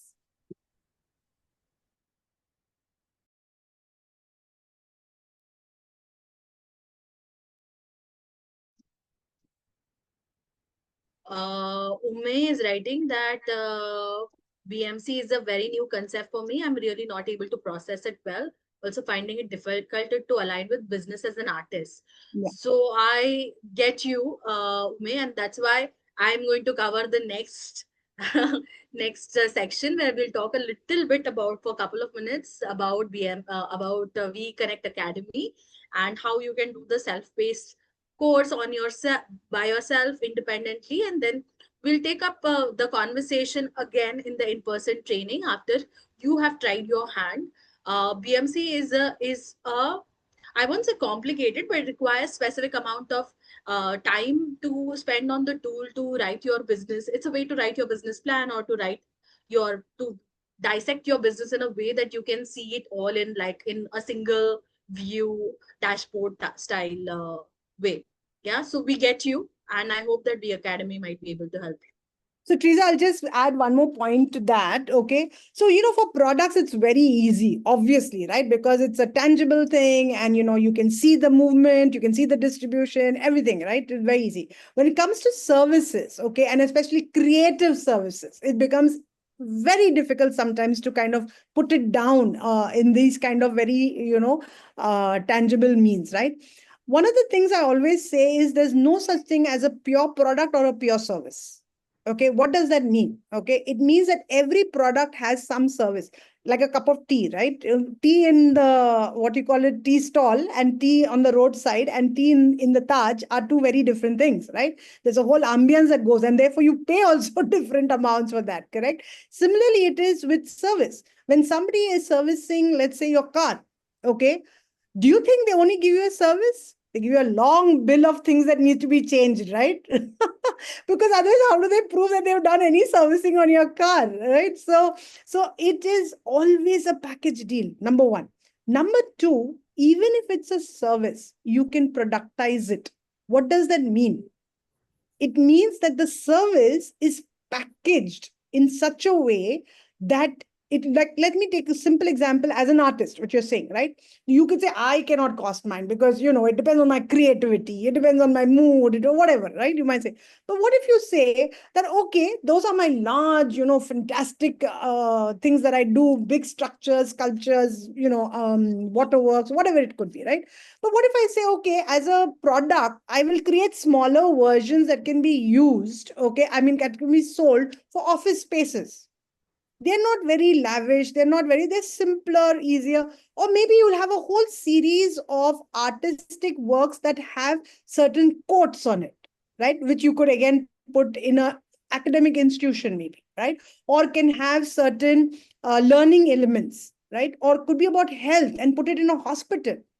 I mean, I'm just thinking literally out of the box. So please don't, if it doesn't sound, it sounds funny. So just excuse me.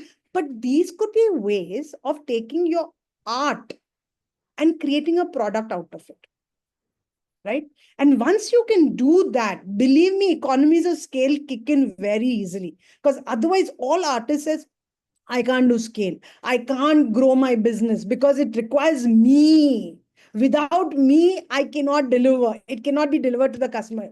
Please take that out of your head, because if you and your business are exactly one thing, then you are not ever going to be able to scale. Look at Sanjeev Kapoor. What did he do with cooking? Cooking is a service, right? He has created a multi-million-dollar business out of it. It's a service. So don't ever think of a service as non-scalable. It is very scalable, but you need to think of it as standardization. So even before productization, you have to think of standardization. Instead of thinking of customization, you have to think of mass customization. That's when you will really learn how to leverage what you have as either a talent, okay, or knowledge, because most creative and services come out of either knowledge or talent, right? So how do you leverage that to deliver something more? And mind you, even if you're doing a product, you still have knowledge and talent that can be leveraged for a business model, for a revenue stream, right? So there is no pure product, there is no pure service. Everything can be standardized, everything can be mass customized so that you hit economies of scale. Okay. Great question, Umi. Thank you for asking that. Thanks, Karen. Thanks, Karen. This is Shilpa, and we are into services. So thanks for addressing the use of BMC and integration of BMC for services, because as Tina said, we have multiple services under our wing, and there are different types of clients. It's pharma industry, IT, manufacturing, automobile, you name an industry and we work with them.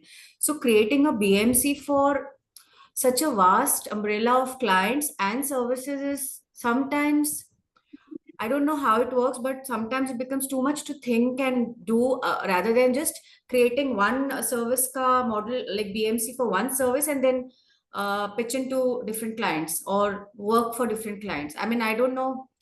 Yeah, no, Shilpa, I totally get you. I completely get you, because for services, it can be difficult. We ourselves struggle with it, believe me, after knowing, after teaching and all of that.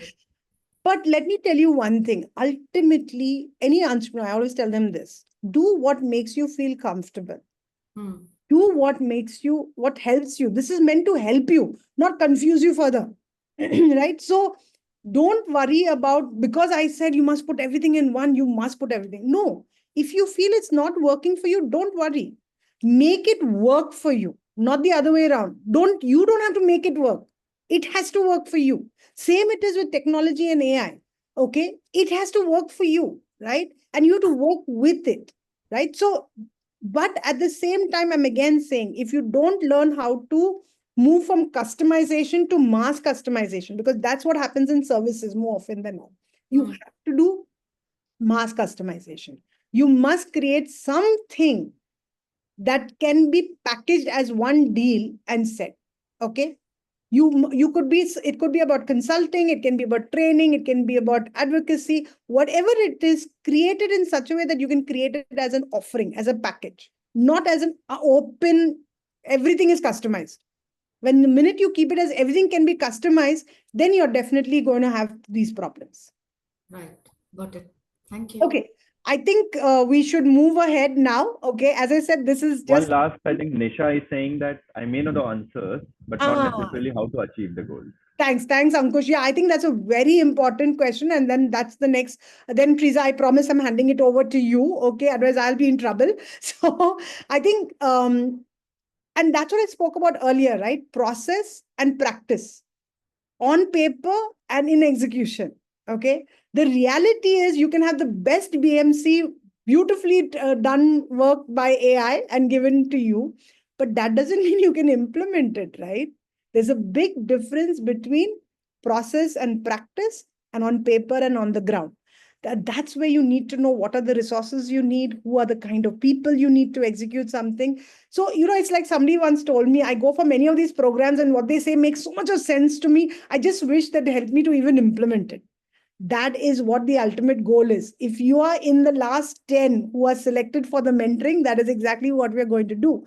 But that shouldn't stop you, whether you're part of the mentoring or not, because you can always find a mentor. So, number one. And number two is, please look at your team. Having great plans and then not having the right team to deliver is definitely not going to help you, right? So while, like you said, all the answers, to achieve your goal requires that discipline, that planning, that strategy, the review.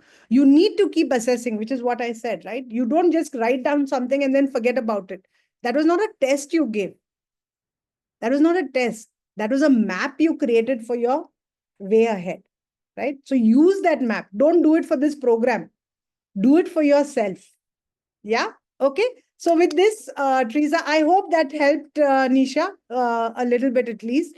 I know there's a lot more to go with that, but yeah, at least as a starting point. Yeah. Thanks, Karen.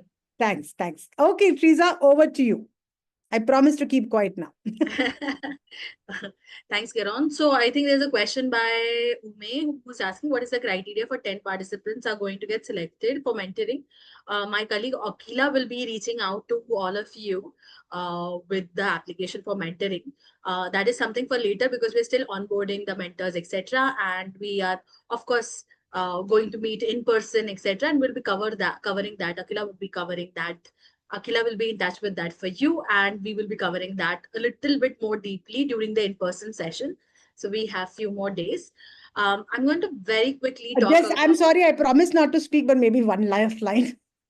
So I think one of the definitely big criteria will be how invested are you in the whole program, right? How much are you really interested and keen to grow your business and are putting in the time and effort? So, I mean, that's the true, like I said, it's not what somebody will do for you, it's what you can get out of it yourself. So I think that's very important. Yeah. Okay. Sorry. I'm going to very quickly talk about V Academy. I'm just going to take a couple of minutes for it. How many of you are registered with V Connect? I can see a couple of hands up, but if you can give me a thumbs up or chat or yeah. Okay. Fantastic. So if you're registered, then you just have to go on to VConnect site and I'll show you where V Academy is. But if you're not registered, the registration is free. So please feel free to get registered too. You will need it to access the V Academy. And I'm going to share my screen and show the V Academy. Okay, I hope everybody can see my screen. So this is what V Academy look like. You can go on to VConnect and then it says V Academy. You have to click on login over here. Yeah. And then once you have once you're registered, you can go over here. There is a lot of information out there about the certification process, etc. but just go to login now and log in over here. And from once you log in, you will see there are courses on sales and marketing. The course that you need to look for is business strategy. Yeah, in business strategy, unfortunately, it is a course where you have to go through the entire course to access business model canvas. It's like the third lesson in that, and the entire learning piece, the entire course would not be more than 2.5 hours. And my colleague Poonam would also be talking a little bit about certification towards the end. And she may be, if you have any questions, I know everybody has been in touch with Poonam. So she can also help you with accessing B Academy. Do check out, and if you have gone through the course, etc., then let me know your feedback and inputs. We have created the course, and as I said, again, we will be touching based on BMC when we meet in person. Yeah, so if you have questions, note them down, and we will take them up towards the end of towards in the next physical session, right at the beginning, so that we can review all the homework. Yeah, so this is it. This is about the V Academy. Poonam has already shared the registration link. Once you are registered, you can access V Academy very easily. And with that, we are going to move towards the next section of our program, which is about pitch deck. Okay, let's do a quick check-in. How are you guys feeling? BMC is a very heavy topic. How are you guys feeling? In just one word, can you write? Very informative. Thanks, Shruti. Excited, awesome. Okay, nice. Eager to learn further. Everybody has energy to move ahead. Okay, fantastic. Very glad to get this response. Everybody is still with us. Everybody is excited to learn, eager to learn. Great. So we're going to move towards a very crucial topic called pitch deck. And towards the end, I'm going to cover what kind of AI tools you can use to simplify your life to make this pitch deck. How many of you already have pitch decks? Ashwini has, okay. Tanya has. Vandita has, okay. Emily has it, okay. So all those who have pitch decks, great idea to share your tips, what you have learned, share information about how did you share your experiences. In today's session, what we are going to do is we are just going to get familiarized with pitch decks. And maybe we'll talk a little bit about the do's and don'ts, what the pitch deck should look like, what are the do's, what are don'ts. We're not going to dive deep into each of the slides, but towards the end, we'll also do a template. We'll share the template. But right now is just to get familiarized. Pitch decks are very, very crucial for B2B business, for investment, for even approaching a new important client that you would want a big order from. I can see there's one hand up. Priya, would you like to share anything? Or were you affirming to something that I said? I was just affirming. I was saying I do have a pitch deck. Thanks, thanks, Priya. Great, Priya. So let's talk about creating pitch decks, and let's talk about how easy or difficult it is. So whoever has it, can you share, can a couple of people talk about how easy or difficult was it to put your pitch deck together?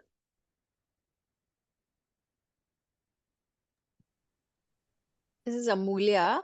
I think what I've seen over time is the reduction in people's attention span. So maybe reducing how much you say about it, because you always want to say so much about your company. I can do this, I can do that. But then how do you reduce it but still get the message across? Right. Great question, great input. I agree that over a period of time, the attention spans are reducing, and we will talk a little bit about that also in tips. Anybody else wants to share a little bit about their experience creating? I can do that. I think being very visual in terms of what we're talking about, obviously being from a creative field, it helps. So, less of words and more of a visual impact. Right. More of creatives. Fantastic tip. Yeah. I think Anybody? data always helps. So even when you're trying to talk about your TAM, your SOM, which is like, it just helps people visualize the opportunity, especially if you're looking for investment. Also, I think somebody already mentioned like having testimonials, having like, an idea of like how big this business is or how impactful you can be, what is your differentiation. Visual is definitely there, but I think having it very succinctly is very important across different slides. Right. Very good insight, Tanya. Thank you so much. Anybody else? I would also like to add here. So I think what has worked for us is, crafting the pitch deck from the perspective of what is in it for my receiver, rather than what is it that we want to talk about. Because a lot of times, us as founders, we are usually thinking about the business and, we want to share details, share our highlights, etc. But that is not something what the receiver is interested in. So I think the whole idea of focusing on WIIFM for my receiver has worked beautifully well for us. Fantastic, Priya. I think this is such a brilliant tip. Keeping your end target audience in the center of, whatever you're going to deliver, whether it's an elevator pitch or a pitch deck, is extremely crucial while you're designing the pitch deck. At the end of the day, you're designing it for them. So great tip. Dipti?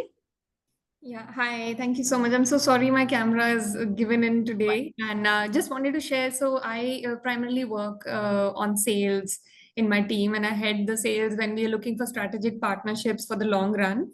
And I think whenever I am pitching, I primarily try and firstly understand that what is the requirement. We are a zero waste solutions company, and we take pride in each process that we do, each product that we develop. Because the sustainability is the prime focus of all of our innovation at home as well. But a lot of times, the customer's perspective is on what is in it for me. They are not keen to know what efforts have gone into the product. So we try and firstly position on, their sustainability goals, because we speak to a lot of HR. They're talking about SDGs and they're talking about employee engagement. So we firstly need to get that clarity. Is it like a L&D initiative they're looking for? Is it the employee engagement? Is it the SDGs? And it's usually an on-the-go kind of effort, because most of the times we are almost always doing an elevator pitch no matter where we meet. And there's rarely a time for an elaborate pitch deck, which mostly comes into the founder's purview, I would say. So I'm mostly trying and thinking that I want to convey that this is a product that's not just good for the planet, but it's good for you too. So, that's where I try and position my pitch, and it's almost never a formal pitch deck, but almost a verbal flow of conversation where I have to tweak it on the go. Right. So that's a very good insight again, Dipti, in terms of, educating your customer for any innovative product or any product that is coming to replace the older one. Correct. Educating the customer is important, and keeping the need of the customer in the center of the pitching.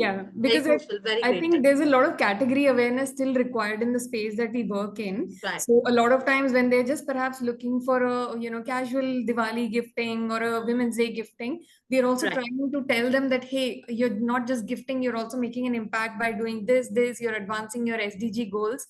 And it just makes it so much easier for the whole HR involved in it to sell it to their internal marketing team or, to their higher management and get the approvals faster. Right.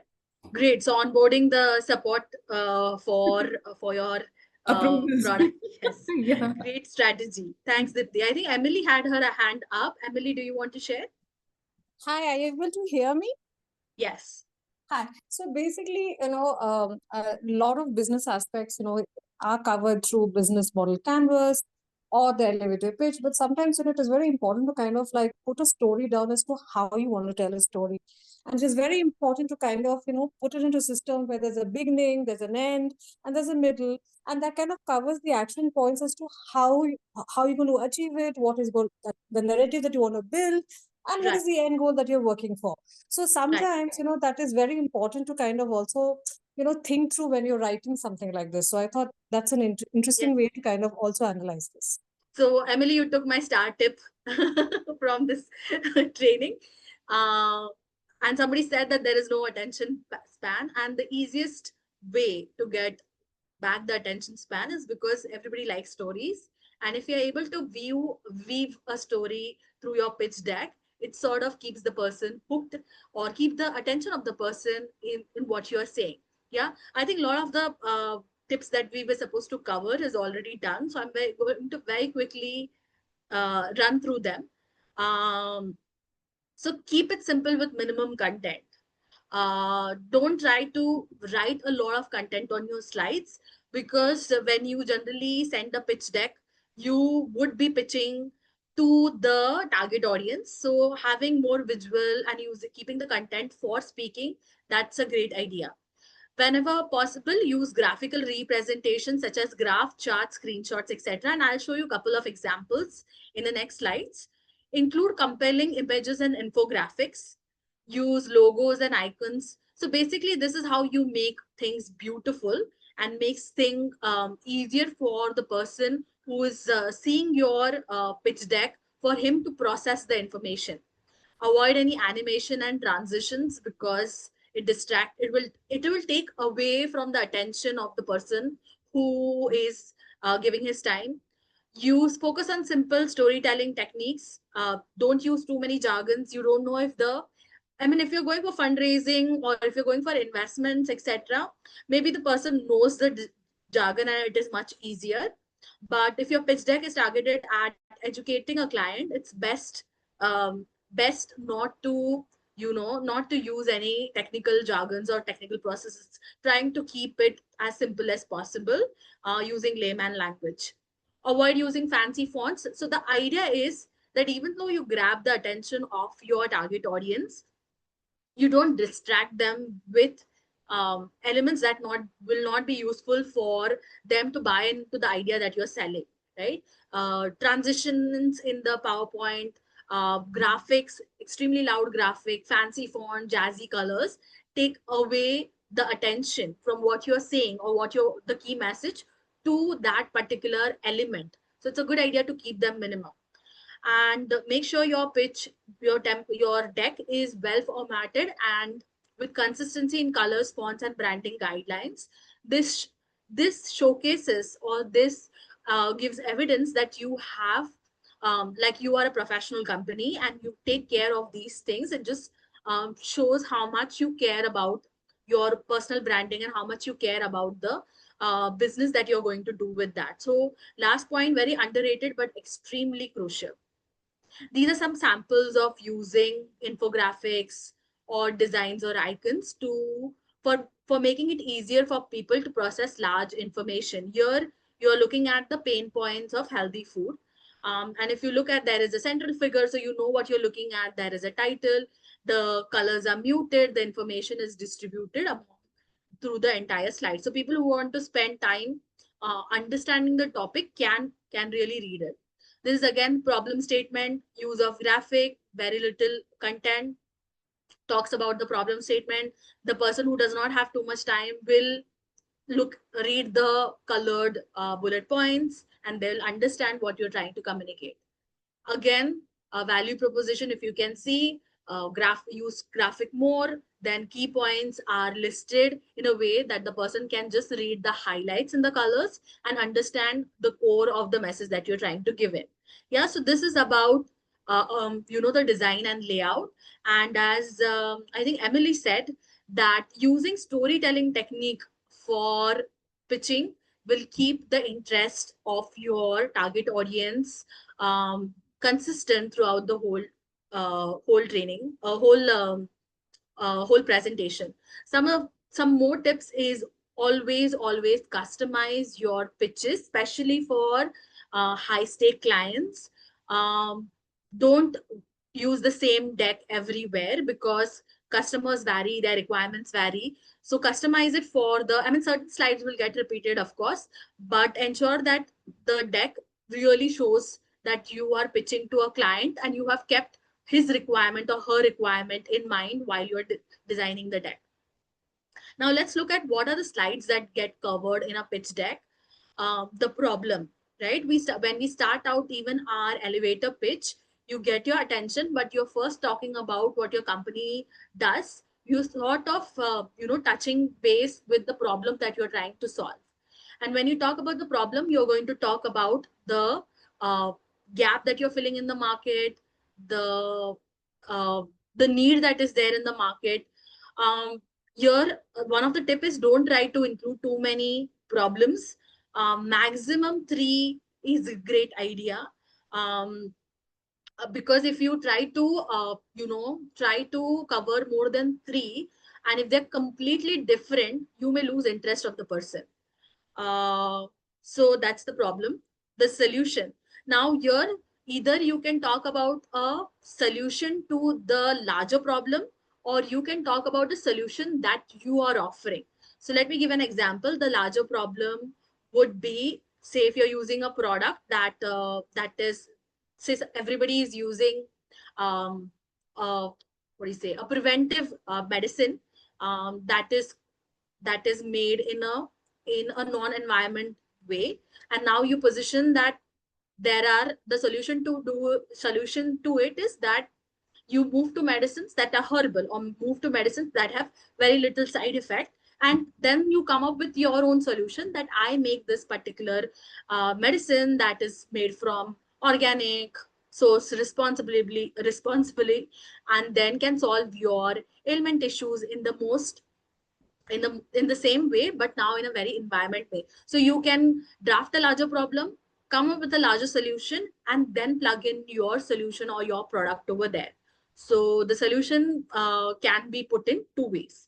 Yeah. So the 11 key elements are problem, solution, product pricing, competition, competitive advantage, value proposition, team, traction, key financial, and the ask. This is not, I won't say this is a comprehensive uh, elements, or you have to use all the elements depending on who you're pitching. These can be possible slides on your deck.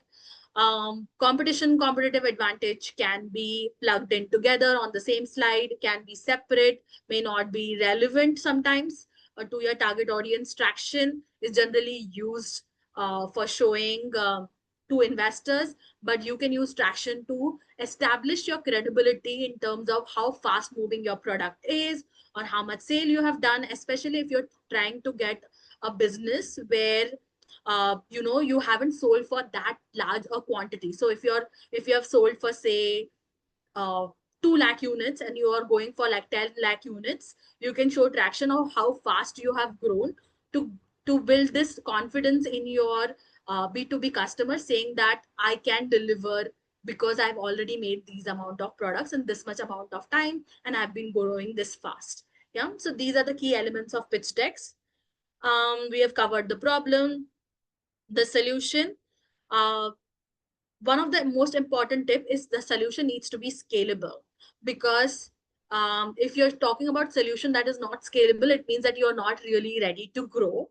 So think about this element more crucially when you're making your deck. Add product images if possible, add demonstration videos if possible. Always carry the product with you so that you can show how it works, but it is very important for your client to understand how they can use the product, or how their client can use the product. So this is very important, because this is what you're selling. So try to think about what is the best way to represent your product on the slides. It can be in like a flowchart form, where you can show how the product works, or you can show the key features, but definitely you need to demonstrate how the product will solve the problem of your end client. Product pricing, here you talk about B2B, B2C, subscription, custom-based pricing. You can also talk about pricing based on incremental value. For example, you say that if you buy this product, then for these many quantity of product, you will get these many price, but if you add on these features, they generally cost this, but if you add on along with this, with your base product, the pricing will change. So try to give as many options as possible, making it easier for people to buy your product. You can also provide, easy terms of payments. Sometimes the end buyer is looking for, may choose to go with you only because of your product pricing method or product pricing duration. Competition, it's a good idea to show the buyers the competitors that have. I think this is the most, it's very easy to impress other people if you're very aware of the competition, and you can give them insights. Oh, if you're working with this particular vendor on this particular category of product, this is the, and you can be very honest that this is the benefit that they have and this is the benefit that my product offer. My product is expensive because the competitor ABC does not provide, the full range of features or service. So you can emphasize on the quality, you can emphasize on, the payment plan. So whatever you think, your competition is not doing, but you are doing, you can use this particular slide and the next one as well to show how you're doing better. Nothing beats the confidence that comes with telling that, oh, my competitor is doing this well, but I do this well. So if your need aligns with what I'm offering, then you should definitely buy from me. Otherwise, the competitor is best. When you talk to your client and talk about solving his or her problem, that's when you build trust. And even if you may not get an order immediately, they will come back because they know that they can rely on you. So use these slides to talk about your competition, what they offer and what you offer. We sort of covered this. Value proposition. I think the value proposition changes from the type of customer that you are talking to. So if you're doing B2B customer, then you will talk about his problem and how you can deliver faster. You can talk about, how you can deliver large quantities, or you can talk about how long-term partnership will benefit them because, you will adapt their customization and you will be able to deliver even in short notice or cater to their exact needs by customizing for them. And you can talk about how, dependability and what your other customers have benefited from working with you.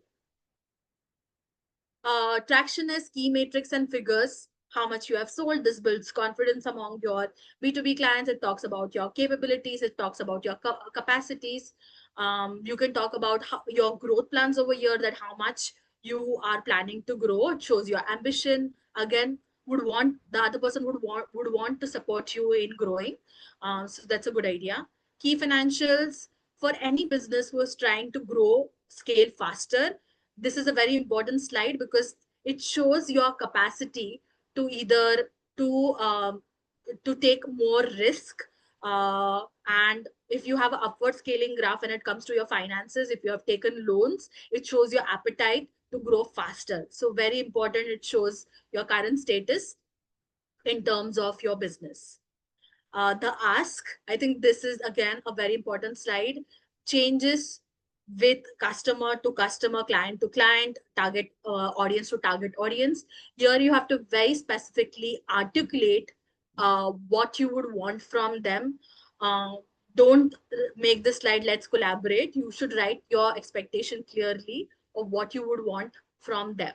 Yeah, so these are the key slides for the pitch deck. Let me just pause over here and start asking questions in terms of, did this was this helpful? Are the same slides that you have for your deck? Does it give you an overview? Is it missing anything?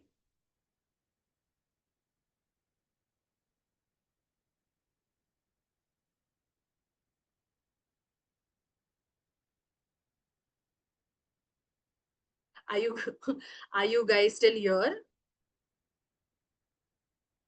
Or my pitch deck put you to sleep?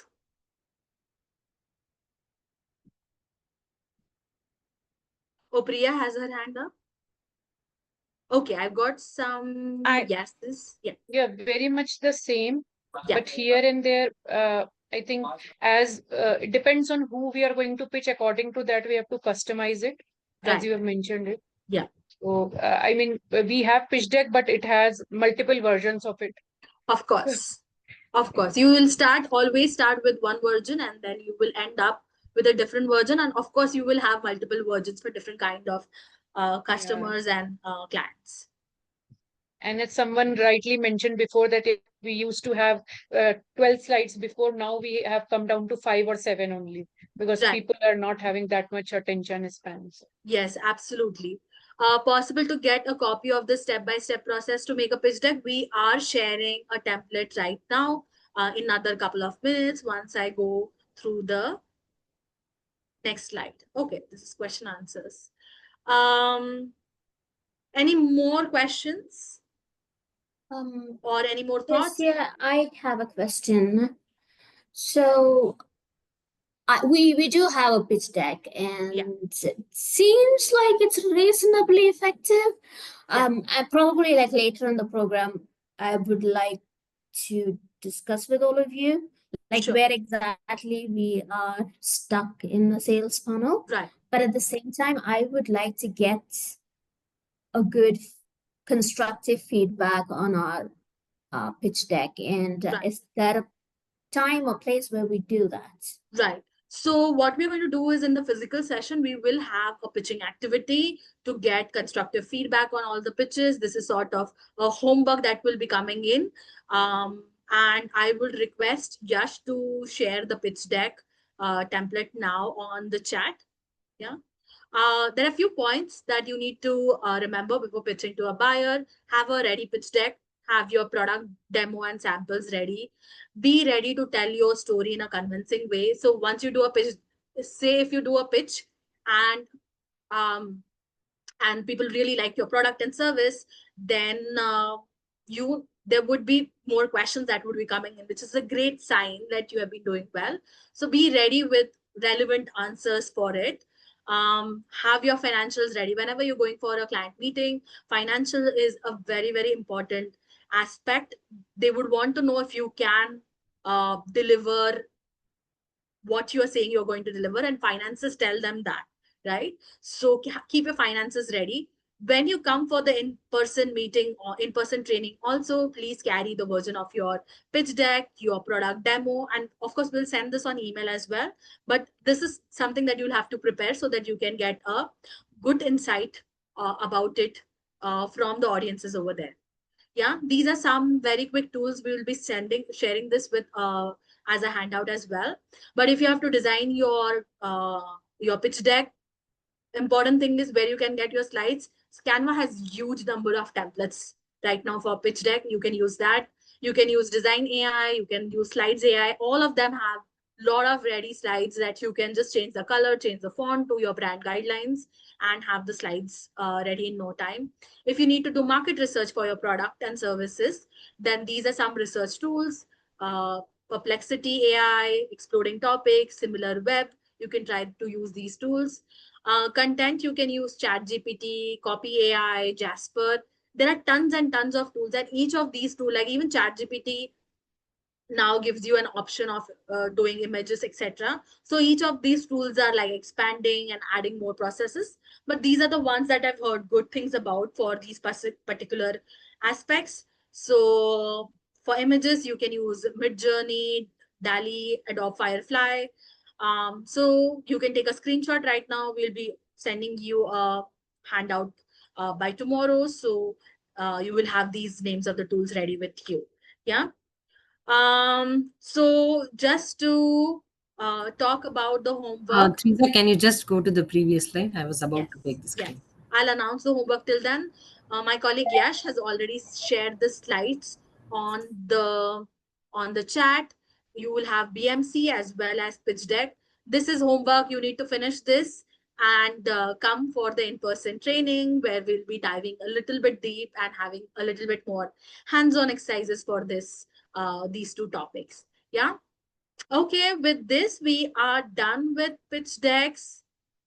And we will be moving on to our next session, next topic, which is technology. Before we move over there, I want to very quickly do a check-in. Are we all here mentally and physically? If yes, then let's me have a yes in the chat. Okay. Please share that slide which you were just sharing for handout, right? Yeah, it will be part of the hand.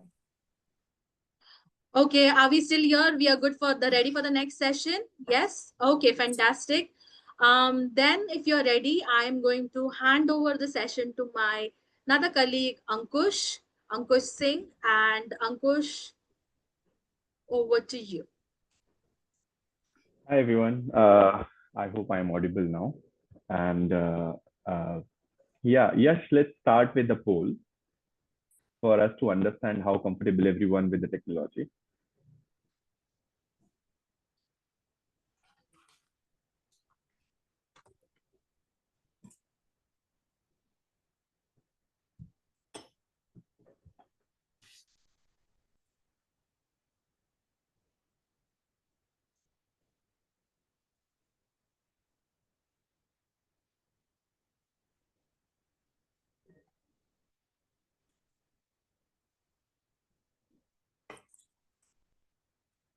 Great. We'll have it for another 20 seconds for everybody to come and respond to it.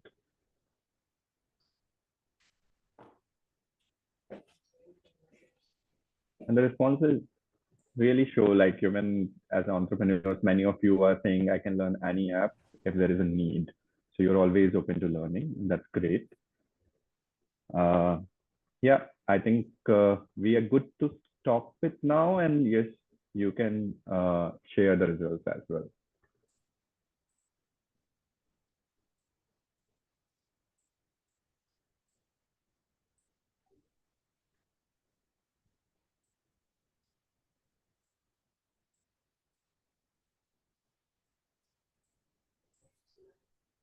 Maybe let me just share my whole screen. Yeah. All right. Let's just stop sharing this. Okay. So I am sure we have some time left before the lunch starts. Hope my screen is visible. Okay. Anji. Right. Let me just go full screen.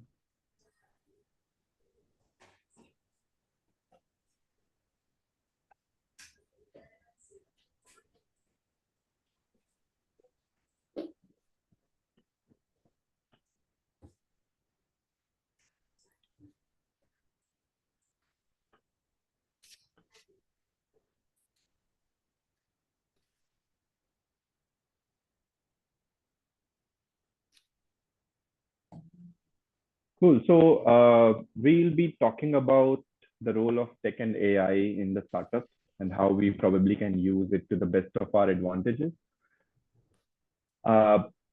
So as we were talking earlier, someone complained that I was not audible. Then I just thought maybe, I'll probably record a welcome message. I didn't want to skip this part. Hello and welcome everyone. Today we are going to explore how technology and artificial intelligence are not just buzzwords, but real tools that women entrepreneurs can use to leap forward. Let's dive in. Great. So the welcome is done. And what we would do is I also wrote a song last night and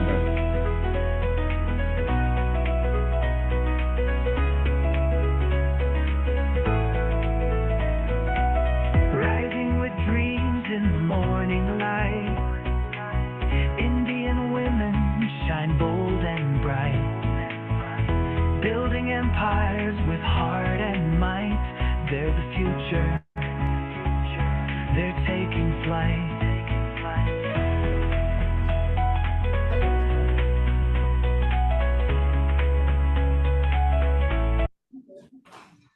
So I just thought I would write a song for this occasion, and I also composed some music and put behind it so that all of you just have some nice time here. Then let's just probably go back to the presentation. So I also created a detailed presentation, and I just thought to maybe I'll just show it to here. This is basically the pestle analysis, which all of you are aware of. Basically, anything which we do We try to do political, economic, social, technological, environmental, and legal study. We look at the AI integration flow from awareness to actually implementation. And then finally, basically, how we kind of like look at the needs, select tools, train staff, implement solutions, measure outcomes. Okay. So, but I guess this we would cover when we are meeting in person. Right now, I'll just use a more basic slide because we have like constraints of time. Okay. So what is basically why we use technology, right? We want the efficiency to increase of whatever we are doing. Let's say we are like a small team of 2 people and there are multiple orders. And if technology can help us in streamlining this whole process where we can serve more customers, yes, we want to use it. We want to reach out to more customers. Yes, we want to use it. We want to reduce the cost of acquiring customers, serving them. We want to use it, right? So with the advent of AI and how it's progressing, I guess it all becomes extremely important that we integrate, no matter what stage of business we are in, we have to integrate AI because it's definitely going to increase our efficiency multifold, right?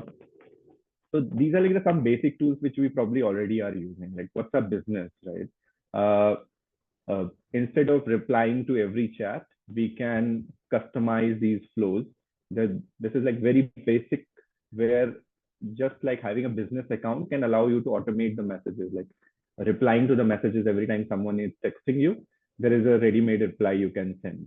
Okay, and there are certain scenarios which you can use. There is a catalog which you can put there. So just like in the very beginning, you can use a free WhatsApp business account and serve your customers better. Then later, let's say you have acquired more customers, you can move to a Meta account where you have to pay certain fees to do that. And this gives you more automation control on how you are talking to your customers. The third level is you can then involve the AI as an agent there. You can train it on multiple questions, how you want to interact with the customers, and it's solving your problem. So it's basically like what stage of business and how you want to integrate that customer interfacing. In the very beginning, like when you are talking to your first few customers, I would advise you to probably do that on your own because it gives you a lot of insights on what they want to share, how they want to share. And it's a big opportunity for you to also understand how they think about different things. Second part is making your brand visible and making your product and services available for people to come and see it, experience it, have a flavor of it. So there are different social media channels through which you can reach out. In fact, some of the tools are very probably expensive to make. Then you can do prototyping. You can use technology to prototype it. You can do the 3D models around it. So that also is quite helpful. Let's say you want to integrate a new feature or new service in something what you want to do. I guess all that can be tested with your customers or investors with a very low cost, just to give them an experience and not because startup is about multiple iterations, being agile, failing fast, and trying to understand what's working, what's not working, right? And the third is like Google Forms. It's as simple as what can be in terms of collecting feedback, because it's very important for us to understand how the customers are thinking, right? So we can use tools like Google Analytics, and there are multiple other analytics tools. But very simple is like Google Form, where you just understand what your customer is thinking. Okay, when you serve them, how they are probably experiencing it, what they want different, what they want. And then I'll probably share an article a founder of Superhuman shared, and it might be applicable to some of you who are working in the B2C space, like how probably you should filter the feedback, how probably you should identify who are like your super customers, and you should build towards it. Because in the beginning, you actually build for a very focused customer set. And once you Ankush, your succeed, voice is cracking a bit. And if you can. Okay, any better? Yeah, It's yeah, a slight slightly disturbance now. in your voice. Yeah. The backdrop. Okay, okay. I hope it's getting better, or Right now it's better. okay, good. Right. So I was saying, like, the collecting feedback become extremely crucial, and it also helps you define what kind of customers you want to interact with, what your customers want, how you want to kind of like focus on a segment of customers, because in the beginning it's important for you to have the champions who are actually going to tell the world about your product. So you have to focus on that part as well. Then these are like the tools which are readily available. You don't have to understand technology a lot to be able to use it. Canva has now allows you to give them a prompt and it designs you flyer. Even like the chat GPT also has started doing it. It can design presentations for you. Zoho Books can significantly improve like how you are doing the financial management, right? So all the tools, like even like Adobe, all the products, it has become, I would say, like necessary for them to integrate in their services and products some sort of AI for enhancing the customer experience. You go on Amazon, there is a summary of what the customers are saying about the product, right? So it all is helping, and probably some of it can be integrated. In the beginning, you can just use like quickly Canva. You can use like in 5 minutes, you can create a flyer. You want to reach out to someone, you can use RICE, RICCE. We'll share that detail also, to probably how you can use chat GPT very effectively, right? So all these tools which are like also available for free, you don't have to even pay right now for many of these, or you can go ahead with the free licenses, deal with certain limitations, and use them effectively for your businesses. The idea is simple, like you start small, stay curious, keep learning about it, and then integrate in your business to grow it. Okay. What I have done is basically I've created a small technology evaluation score sheet, which you can use. And I'll just share it quickly here. So this is a sheet. And if you look at it, I have added 8 different criteria here. And the first 4, if you look very closely, there are exactly when you start a business or startup, you try to answer these 4, right? Is there a real problem you are trying to solve, right? It's the same with the technology. If you're integrating technology, it has to be solving a real problem, right? Is there some sort of differentiation, right? Is it better, faster, cheaper, or make you come out differently in the market? Then that technology makes a lot of sense for it, right? When we look at startup, we talk about, is it monetizable? The idea is good, but is it monetizable? So if it's a monetizable idea, then we go ahead with it. Similarly, directly or indirectly, if this technology is going to support you in monetizing your services or product, I think that's a good technology integration. Then is it going to help you scale your business, right? Like when we ask about the startup, is it scalable, right? So this technology, is it going to be scalable or rather help you scale the business? I think that's where it becomes important for you to ask this question. And then the next 4 is like more technology centric, like how feasible at this stage of your business this technology is. It might be like it's very interesting technology, but probably not the right time for you to allocate that budget or a resource for it, right? So that answer you have to give yourselves. Technical risk and reliability, how secure, stable it is right now, and would there be consequences, like if it's an unstable environment, you have integrated it in your product, which probably later it's not working properly, that's a disaster. So we shouldn't be including anything which is not stable or secure right now, okay, in the core of our product. What's the learning curve? Like, is it easier to understand for the team? Because the time, it's a small team, we want to focus externally. We want to ensure that most of the time is in running the core of the business. Then the time of the team should not be spent too much on learning or rather using this tool, right? Ultimately, any process or technology change should enhance the outcomes efficiency and make the jobs of the team simpler, not difficult. And the final is vendor lock-in. There are multiple analytics tools which will give you probably access of a year or 2 year or 3 year SaaS businesses, but then you are locked in because very crucial data is available on that platform which you don't want to lose. So that risk also has to be evaluated before you decide if you want to go ahead or not. Okay. Then you score it. Total score is out of 40. And then if you think it's more than 32, I think it's a strong fit. 28 to 32, you have to evaluate 1 or 2 risk areas. But at this stage where you are, I think anything which is less than 24, I think it's good to probably give it a pass. Okay. With this, I think I'll stop here. And I just want to say that the whole presentation, which you have just gone through, both the presentation, the video, the song, this scoring sheet, I have created everything with the help of AI, right? And I haven't spent more than, I would say, 1.5 hours on it. So the idea was to, demonstrate also how these new age tools are going to be extremely helpful in whatever you want to do. They can't replace you.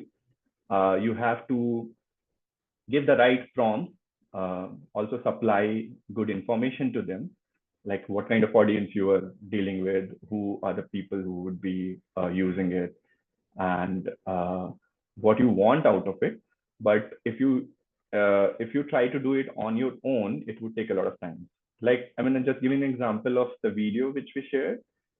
I recorded just 30 seconds of the video, and after that it trained its engine and gave me something like this. If you record it for 10 minutes, it would give a very, very good outcome, right? So I would stop here, and I would invite everyone to share their experiences of how they have integrated different technology tools, or how they are using or integrating AI in what they are doing currently, and what probably are the wins and where they are facing challenges.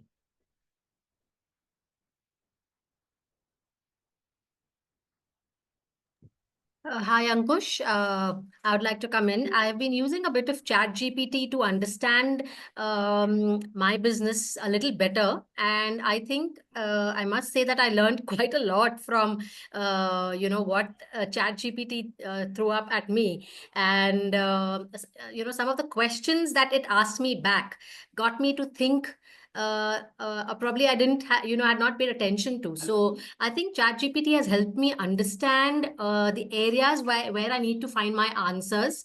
So yes, I think it helps. And people in my house make fun of me saying, oh, there she goes to ChatGPT, but yeah, it does help. And I think Caron had said some time back saying that, I use ChatGPT as my marketing advisor, as a CEO, as somebody who can help me make my pitch deck, somebody who can help me, maybe help create the BMC. So I think for women who are entering into business, I think the AI tools help you because you have to evolve and keep in touch with what the new generation needs, right? And you can't keep disturbing your family members for it. So I think AI tools is something which all of us need to equip ourselves with, is what I feel. So thank you, Ankush, and that's my take on the AI. But I've only explored ChatGPT, none of the others. Yeah, I think that's, I would like to say, the starting point. It's a great tool, and it probably tries to club flavors of multiple other places as well. But they're like specialized AI tools. Like, I mean, it took me just 2 minutes to wrote those 4 lines on women entrepreneurs, and then take it to a platform which recorded a song for me in such a melodious voice, right? And with the songs, you can do wonders, right? So I mean, probably this is something which you can also look at. There are also like the marketing videos you can create with your own avatar. You just have to like speak for 10 minutes. It will capture your voice. It will capture your features, and then would create a real looking avatar of yours and can create the marketing video. So this is like amazing things which you can do. And once you train it, then you can do multiple. You just keep writing the script and it will keep creating the video. Just imagine the kind of pain we go through to create one marketing video as a founder. Here it becomes so easy. So which is the software which does this? I'll probably share a list, but just quickly, if I can just for the videos, I used heygen.com. Pardon, can you just spell it I out? just put it in the chat. Ankush, yeah, For put it song. in the chat will be faster because we also need to move on.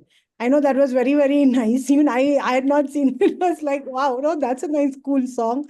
So yeah, just goes to show how much can be done, right? And yeah. And So how I quickly. just wanted to share, like, I've been using ChatGPT a lot, and it's like, I find it like another team member, and whatever you want it to be, it can act like that. The only thing which I feel is that it always talks good. It never counters you for anything. Does not, it gives you challenges, but in a very subtle manner. So, is there any prompt kind of thing where, it can really challenge you, another team member who is sitting in a position, and make you brainstorm a little more? Yeah, I mean, that's exactly where the prompt engineering works. And probably when we would connect in person, we'll talk more in detail about it. In fact, I think the WeConnect module would also take you through that. There is whole prompt engineering RICE methodology which you use to do that. Okay, I know you all are very interested and you want to talk more about AI and tools. But I would ask you to probably explore more. I'll also share one website here which kind of like gives you an introduction to the whole AI tool. Okay, and you can try all of those and see how you can integrate those in your businesses. Okay. Wonderful. For now, I think I would like to invite Poonam in interest of time. Ankush, sorry. Before Poonam Please, goes yeah. in, we have to do the feedback form, and then we can hand over the stage to Poonam, and she can take her time to at ease Sure. to share about the next step. Um,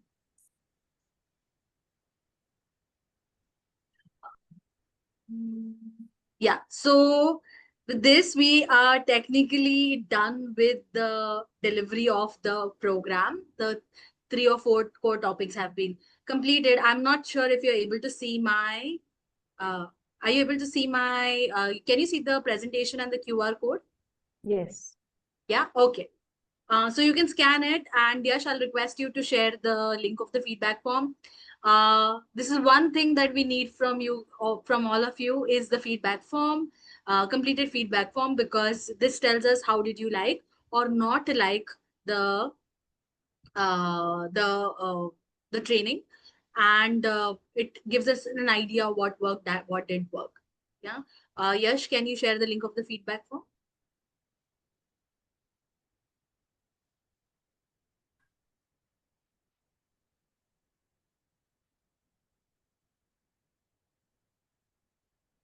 Also, while you are at the feedback form, things to prepare for the in-person session.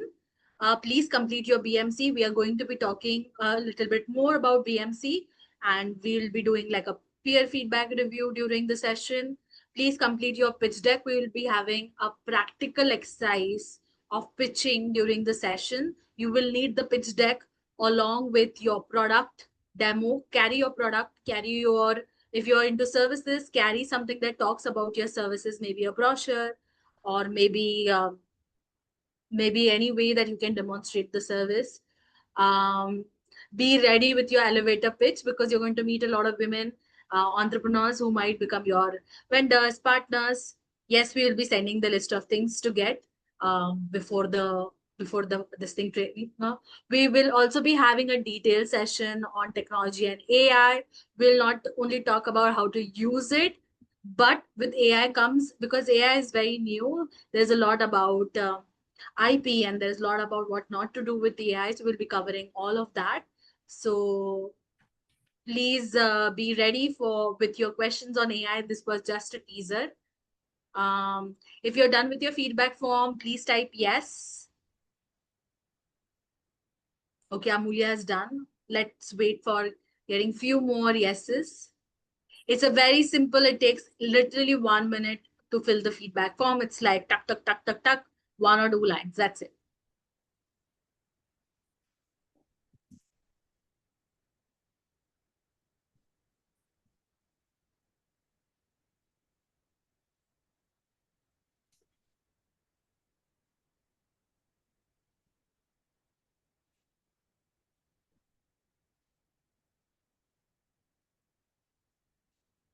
If you are done, please type yes. Once I receive substantial yeses, then we will move on to the next part.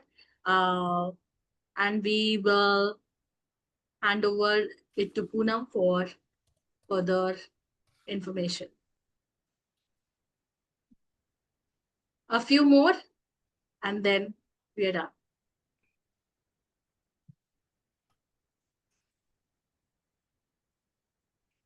Okay, perfect. So thank you, everyone.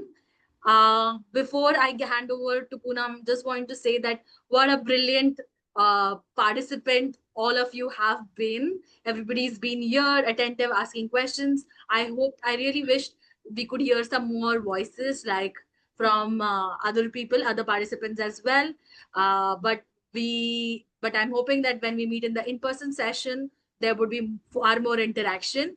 And thank you for being so generous with sharing tips. We would like to see the same energy in the in-person session. My name is Teresa. You'll be seeing me during the in-person training along with some of the other trainers that have come today.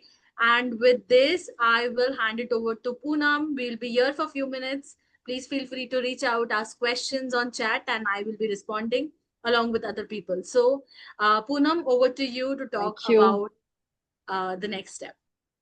Thank you. Thank you so much, Teresa. And I can see the in-person session is going to be very, very interesting after today. So thank you all for joining in and being such an amazing, participants. By the way, we need 100% responses for the feedback form. So if anybody has not done, this is the time, please do that. And I'll just I know it's almost, we're reaching closure for our time. So I'll be very, very quick. And I'll be sharing my screen and take you through very few slides focusing on the WeConnect International exclusive WBE certification. And then for questions on that, you can note it down and then be in touch with me, at a later date in the interest of time. Sharing my screen. From this very valuable program, I'll be focusing on the Women Business Enterprise certification. And for those of you who may be just a bit new to WeConnect International, just to take you through that it's a not-for-profit which supports women-owned businesses in a lot of ways and connects them to large supply chains. WeConnect International is uniquely positioned because it has in its network on the demand side, 200 plus member buyers, and on the supply side, a network of 20,000 incredible women-owned businesses, of which you are a part, and it operates in 135 countries for now. So our forte is to connect, to elevate and educate through programs such as these, and of course, forge business connections that can help you grow your businesses. And talking of the demand side, these are some of the 200 members that are committed to WeConnect International, that are member buyers, and they are keenly looking for women-owned businesses, especially the ones who are certified to, include them into their supply chains and bring in the innovation that they bring along with them. So moving on to the certification piece. So as I said, our member buyers, which are large organizations and multinationals, are looking for new and innovative suppliers, and the certification is an assurance, a risk that the organization is actually 51% owned, managed, and controlled by one or more women, and they trust WeConnect International certification for that. The certification adds immense value to your business. It brings in the globally recognized verification status. It adds both ways. It brings in consumer recognition to the women-owned businesses. It enhances your brand visibility. And of course, in our sessions of matchmaking, training, and networking, there's a priority segment for certified businesses. Full access, you heard about We Connect Academy. So there are some portions that are restricted for certified members only. And of course, we celebrate success, and all our success stories by certified members are promoted widely in our network and in social media and so on and so forth. Just to come to the process, the certification is a robust process that takes 30 to 90 days. It is a paid process. The registration into the We Community Supplier Portal is free, but the certification is paid. The costs are based on the turnover and the revenue of the organization. For the last 2 years, the certification that was earlier valid for 1 year is now being, just for the benefit of women entrepreneurs. It's been now made for 3 years. So an entrepreneur would pay only once in 3 years for this certification. And of course, you get this beautiful logo to use internationally, which is well recognized. There's also a women-owned.com website where product-based organizations can go and use that platform for, selling their products. And of course, it's a value addition tool to your business to grow and scale. It's basically makes business sense. So there's a business case for certification to achieve to businesses that are now ready to grow and scale and reach a global level. You get increased market access. There's, of course, visibility and brand recognition. A lot of tier 2 opportunities. So member buyers are often recommending certified women-owned businesses to their onboarded suppliers so that, they can robust their supply chain completely. And of course, you get a lot of networking opportunities when you get certified. So it works both ways. While it assures our member buyers of the risk-free, dealing with certified members, it brings in the value addition to women-owned businesses as well when they certify. And this was the quickest I could do this presentation. So this is just a glance into some of our certified members whose success stories are today on our website. Some of them have converted into films, and I think 1 or 2 of them, like Asta, I think is attending this session. So yeah, from gifting solutions to Iram is into e-waste, institutional pest control, transportation, IT solutions.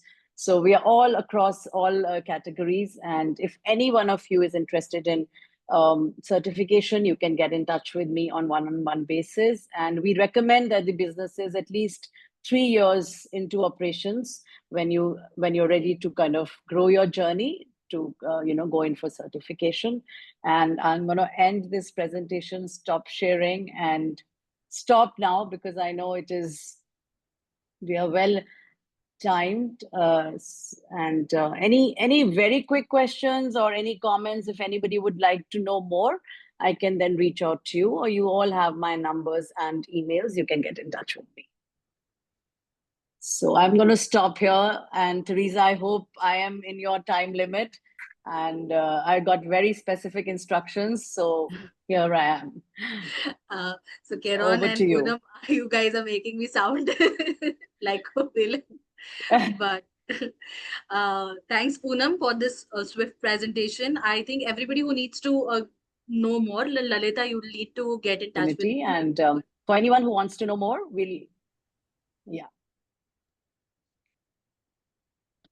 Yeah, Okay. Hi, Poonam. Yeah, this is Dr. Suman here. Yeah, I would like to have, much more information on these certifications, especially. My company is into manufacturing. So we manufacture organic plant growth supplements. It's for the plants. So I'm in a dilemma, like what kind of certifications are required and how to get it. Okay, so I actually missed part of question, but this will definitely need me a one-on-one session with you. So Sure. what I'll do is, if you could just leave of course, I have your details. So I'm going to message you tomorrow and seek time, and then we can, go into the detailed process and tell you more about it. Thank you so much. Yeah, sure. Thank you. Okay, with this, we end the session. Thank you very much. We look forward to seeing you in person. I just want to emphasize that it is very important that you finish your homework assignments before you come to the session, because the actual exercises that we'll be doing is based on the assumption that you have completed the BMC and the pitch deck. So please come prepared for the sessions. And if you, in the interim, if you need any help, we will be sending out the handout, and you can respond to that email, and we will respond with the information that you need to complete your homework. Yeah. Okay, with this, I think we can officially wrap up. Thank you, everyone. Thank you. For being a wonderful audience, and we all look forward to seeing you again on 13th. Bye, everyone. Bye. Thank you. Bye, everyone. Thank you. See you on the 13th.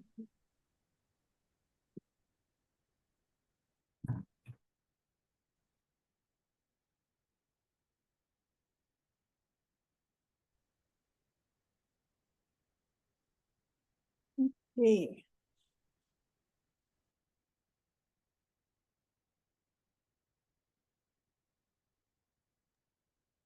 Should I close? No, yes. No, we will stay back for debriefing. Yes, just wait for a couple of minutes.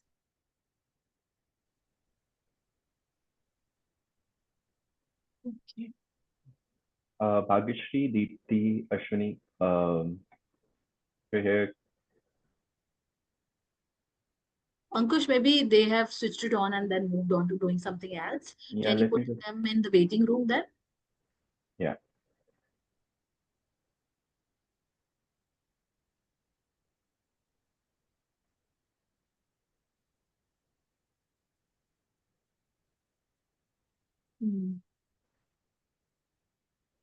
Okay.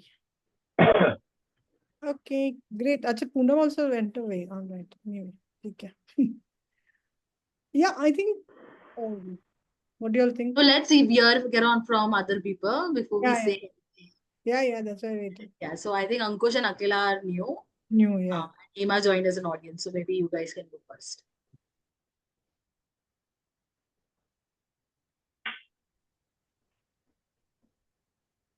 Start, Akila.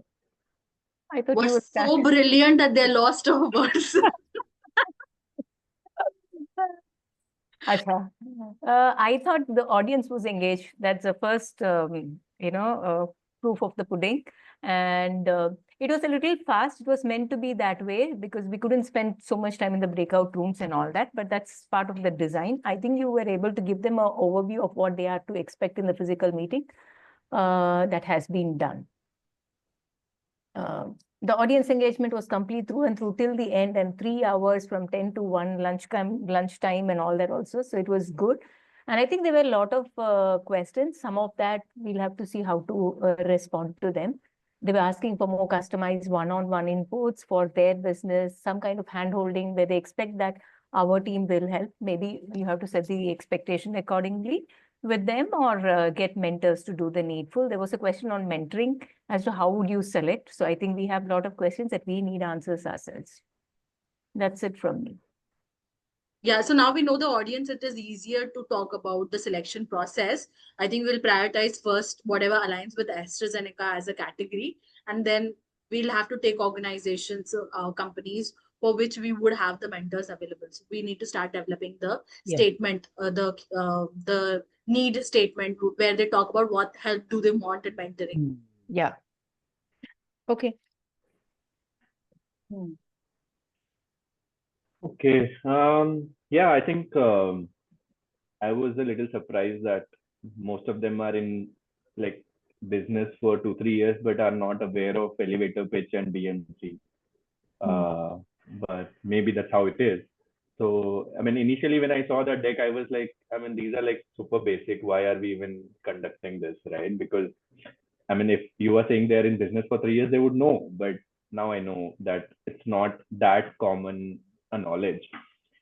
So I guess when we are doing the in-person session, maybe probably we can also look at how we cater to these two different sets of audience. Do we want to also look at the possibility of having a parallel session, right? Because some of them are little What? ahead. Sorry, Ankush, I can't hear you. I think your voice doesn't align with like the frequency my ears can work. Can you be a little loud? I have an advice for you, Teresa. You can open the AI companion and ask what Ankush is speaking. Okay, you will have to give me step by step for that process so that I can. Ankush, just speak a little louder. Poor thing. I have the same problem with Hema, so I can relate to you. Every time Hema speaks, my ear doesn't pick it up. Okay, I've Are started the you feel? transcript, so I I think mean, that is will it any help. better? Is it any Yeah. better? Yeah. You have to Okay, tell great. Teresa. Yeah. So yeah, I was saying that maybe we can look at the possibility of one of the sessions where in the beginning we can cater There's to. no space for parallel sessions, Ankush. So Okay. but it's all going to be very customized. So we will have group work.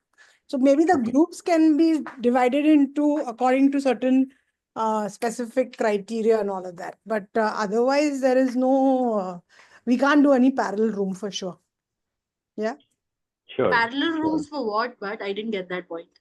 Like some of them are little ahead in terms of their understanding of BMC and elevator pitch or pitching and everything. So if we can just like spend some time with the other ones, maybe what we can do is like we can call them half an hour early or something. I don't know. I don't think there's scope for that. Also, whoever Yeah. is a little ahead in the curve, we engage them by asking them tips, right? Like in how they made it possible. So I think that's the only way. And that the whole idea is to have a lot of peer learning. So it fulfills that purpose. I think we'll put them as group leaders. So in any of these You're workshops, talking about the second session or you're talking about the next session? the next one. The Chennai one. I mean, no. We're talking about the Bangalore in person. Oh, yeah. There is a lot of scope to design that. Yeah, No, for sure. Lisa, what Ankush is saying is there are some people like 46% did know, the remaining 54 did not know. So it is a diversified group. He was trying to see whether we can have parallel sessions. Since Karen said that's not possible, we are trying to see how we can group them differently in the group activities or have the ones who know as group leaders in the smaller groups so that there will be good exchange. Those who don't know and somebody who will guide. Finally, it's peer learning. So we can try combinations. That's what we both have to discuss. In the in-person session, yeah, there is scope to design it that way. We can think when we're designing the training, we can do that.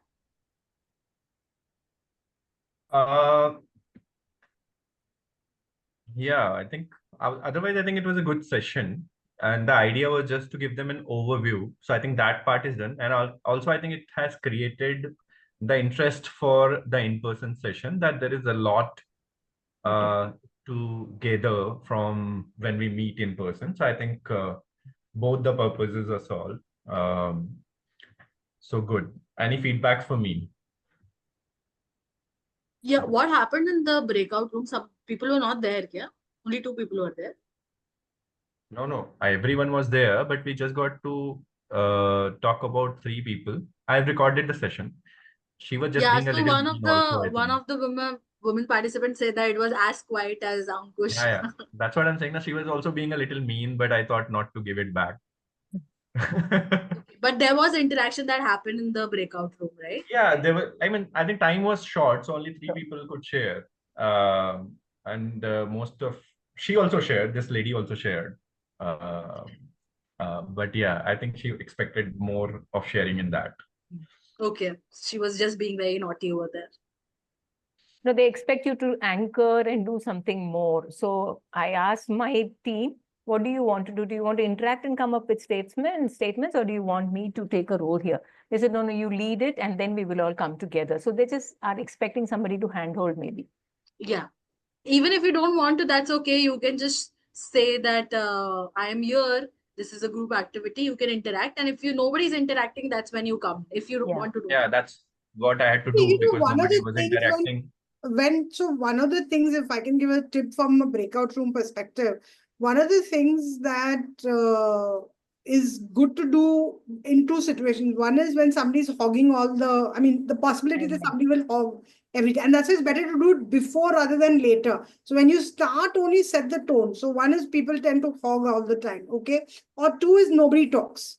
So what you do is say first, like what I did was I said, let's go around the room first to make sure that everybody gets a chance to talk. Okay. So everybody do their pitch.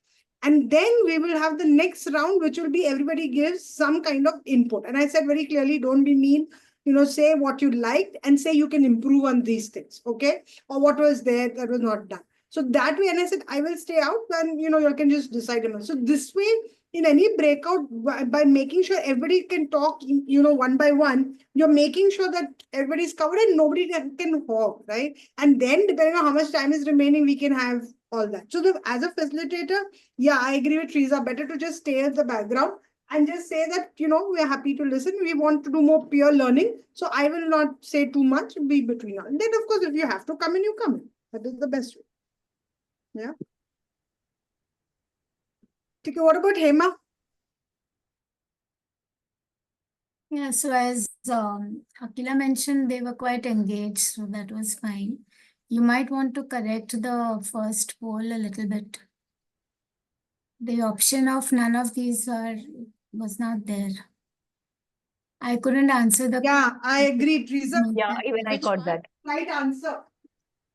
You The can't have elevator a pitch. poll. You can't have a poll with all wrong answers, no? Yeah. Or then you should have a section that says tick Which that. one was wrong? The poll, nothing was right. All three were wrong. How can all three be wrong? What? Because the fourth option was missing. One is not equal to the elevator other. pitch They're and not- pitch deck. In the poll, just look at the poll of whether pitch deck and elevator pitch are the same. There is no right answer. All three are wrong. Oh. So none of the I above thought- is not there. So yes, we didn't answer because there was pitch deck no. are exactly the same. Elevator pitch is longer than a pitch deck. Yeah. Elevator pitch is not as important as pitch deck. Correct. All are wrong. Trick कर रही थी Teresa आपको. Okay. You have to change That's that good actually. before the next session. I think that's good. Yeah, we'll add the option. Yeah. Yes, none of the above. Or you can make it shorter if you don't want to add another option. Meaning you can say is longer, instead of saying longer, it's shorter. Yeah. Okay. What are the points, Hema? No, I think overall it was fine. Thanks, Hema. And I was thinking that we should be significantly different or take it to the next level in the in-person event. You can't do a same thing there. So there has to be a differentiation in your content. In-person event, BMC is going to be activity, pitching is going to be an activity. So we are not doing any content. So there's a homework and then they come there. Okay. Yeah. Only content that would be around AI and sales and marketing. So won't be content driven for these two topics. Okay. Yeah. And I think we have lost Kiran. Yeah. I'm here behind that Rise banner. I'm very much, yeah, don't worry. Acha, so I have a couple of things, especially, and that is something I want Yash to kind of work on, is what are the things that we need to have as a checklist when we join?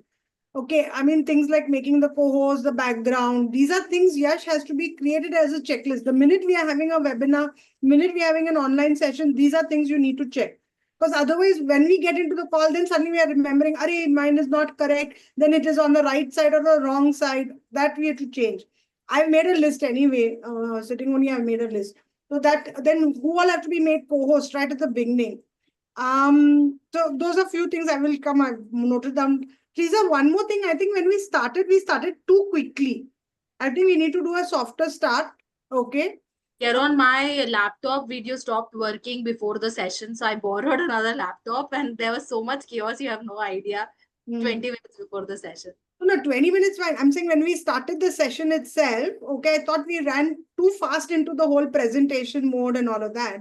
I think a little bit of hi, hello, put your names, rename without the presentation being on, without the presentation being up. I think just to kind of soften the room and all of that. I think we should open the room. We start 10 minutes, 5 minutes before. Normally we give 5 minutes. So today we didn't even give 1 minute. 1 minute. Yeah, that was the problem. Whole thing.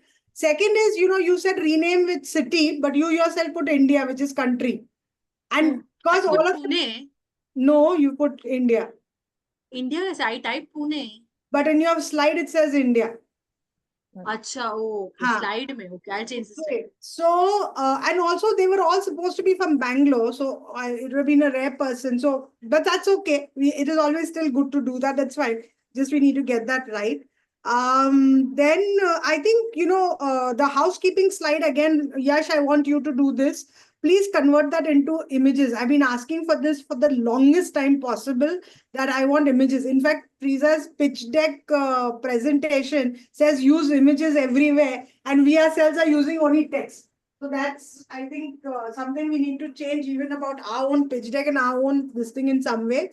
Anyway, I mean, like I said, I've put down quite a few points which I think we can, small tweaks. It's not big things, but that's the difference between good and excellent, right, at the end of the day. But I think in terms of delivery, in terms of what we had to share, what we had to get out of them, I think we did great. I think that was great. In all the three sections, everybody was very interested. And especially since all of them have attended the Stanford Seed program, for them to still find value in this means we have really done a decent job. So I'm quite happy with that. Okay. Yeah, I'm also quite glad that everybody responded after the session about connecting further, excited about this thing, and found the program good. Yeah. So yeah, I think it was good. Anything else otherwise? But we need to get our presentations down as a process. That's my only big this thing. Every time we can't be struggling. What we are doing, how we are doing, what's the backdrop, what's the template was. Okay. So one more thing, Teresa, like when you shared now your presentation, so in the view, we were seeing you as well as the presentation. Yeah, why didn't anybody tell me that? Somebody should have stopped and said that, Teresa, your presentation template. यश ये आपका काम है ना, वो double क्यों आए? आपने दोनों को पिन किया? नहीं, यश का कैसे काम है? I am sharing the screen. No, because he's pinned both of you. Somebody has to pin. Then only it'll come both. No, it wasn't pin. It wasn't a pin. Basically, it was coming as a share. Yeah, it has nothing to do with Yash. Oh, yeah. So that means in her sharing mode, she had selected sharing. Can you try it now so that we figure out if there is something wrong? Right. Yeah. Somebody should have stopped and said that the sharing is not happening properly, and I would have paused and changed the. No, we could see the slides clearly. Try it out now, Teresa. I think that's a good idea. Try it out now. Also, Teresa, I don't think you should ask Yash to share the slides. I think we should share our own slides because constantly. Yes, but at that point of time, I had no option because I was trying to transfer the content to another, and we were getting late. Okay. Wouldn't have been able to start on time if I had moved everything. Okay. Okay. When you came into the picture, I changed, like I got the content to another laptop. Right. Just 2 minutes before Ritika's profile was changed, everything I think was too much on Teresa. Yeah. But that's okay. You managed so well. Nobody could make out you were so worked up. I know. my heart was in my mouth. What is going to happen? I know. Bad timing. Teresa, you're a veteran now, yaar. How you discount everything that is done? You're veteran. It's not a discount, it's a compliment. Okay, thanks, Carol. Okay, so I think we should now go and have lunch. Share screen. I just test out your sharing, yeah. Okay. Where is my presentation though?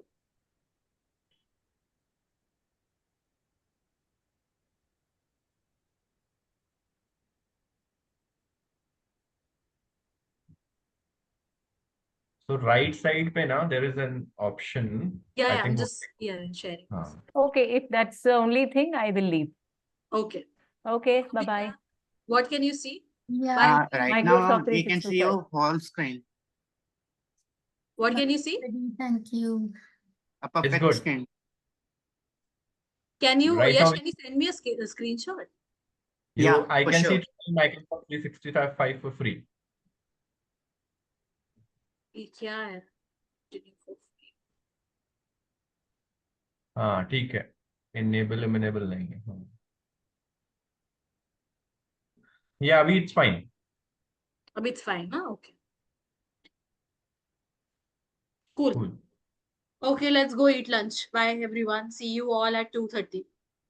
Bye, everybody. Bye. There is another link for that, so join that. Save हाँ the ji chat and all will be saved anyway, right? So, ठीक है, bye. Thank you Dipti doesn't want to go for lunch.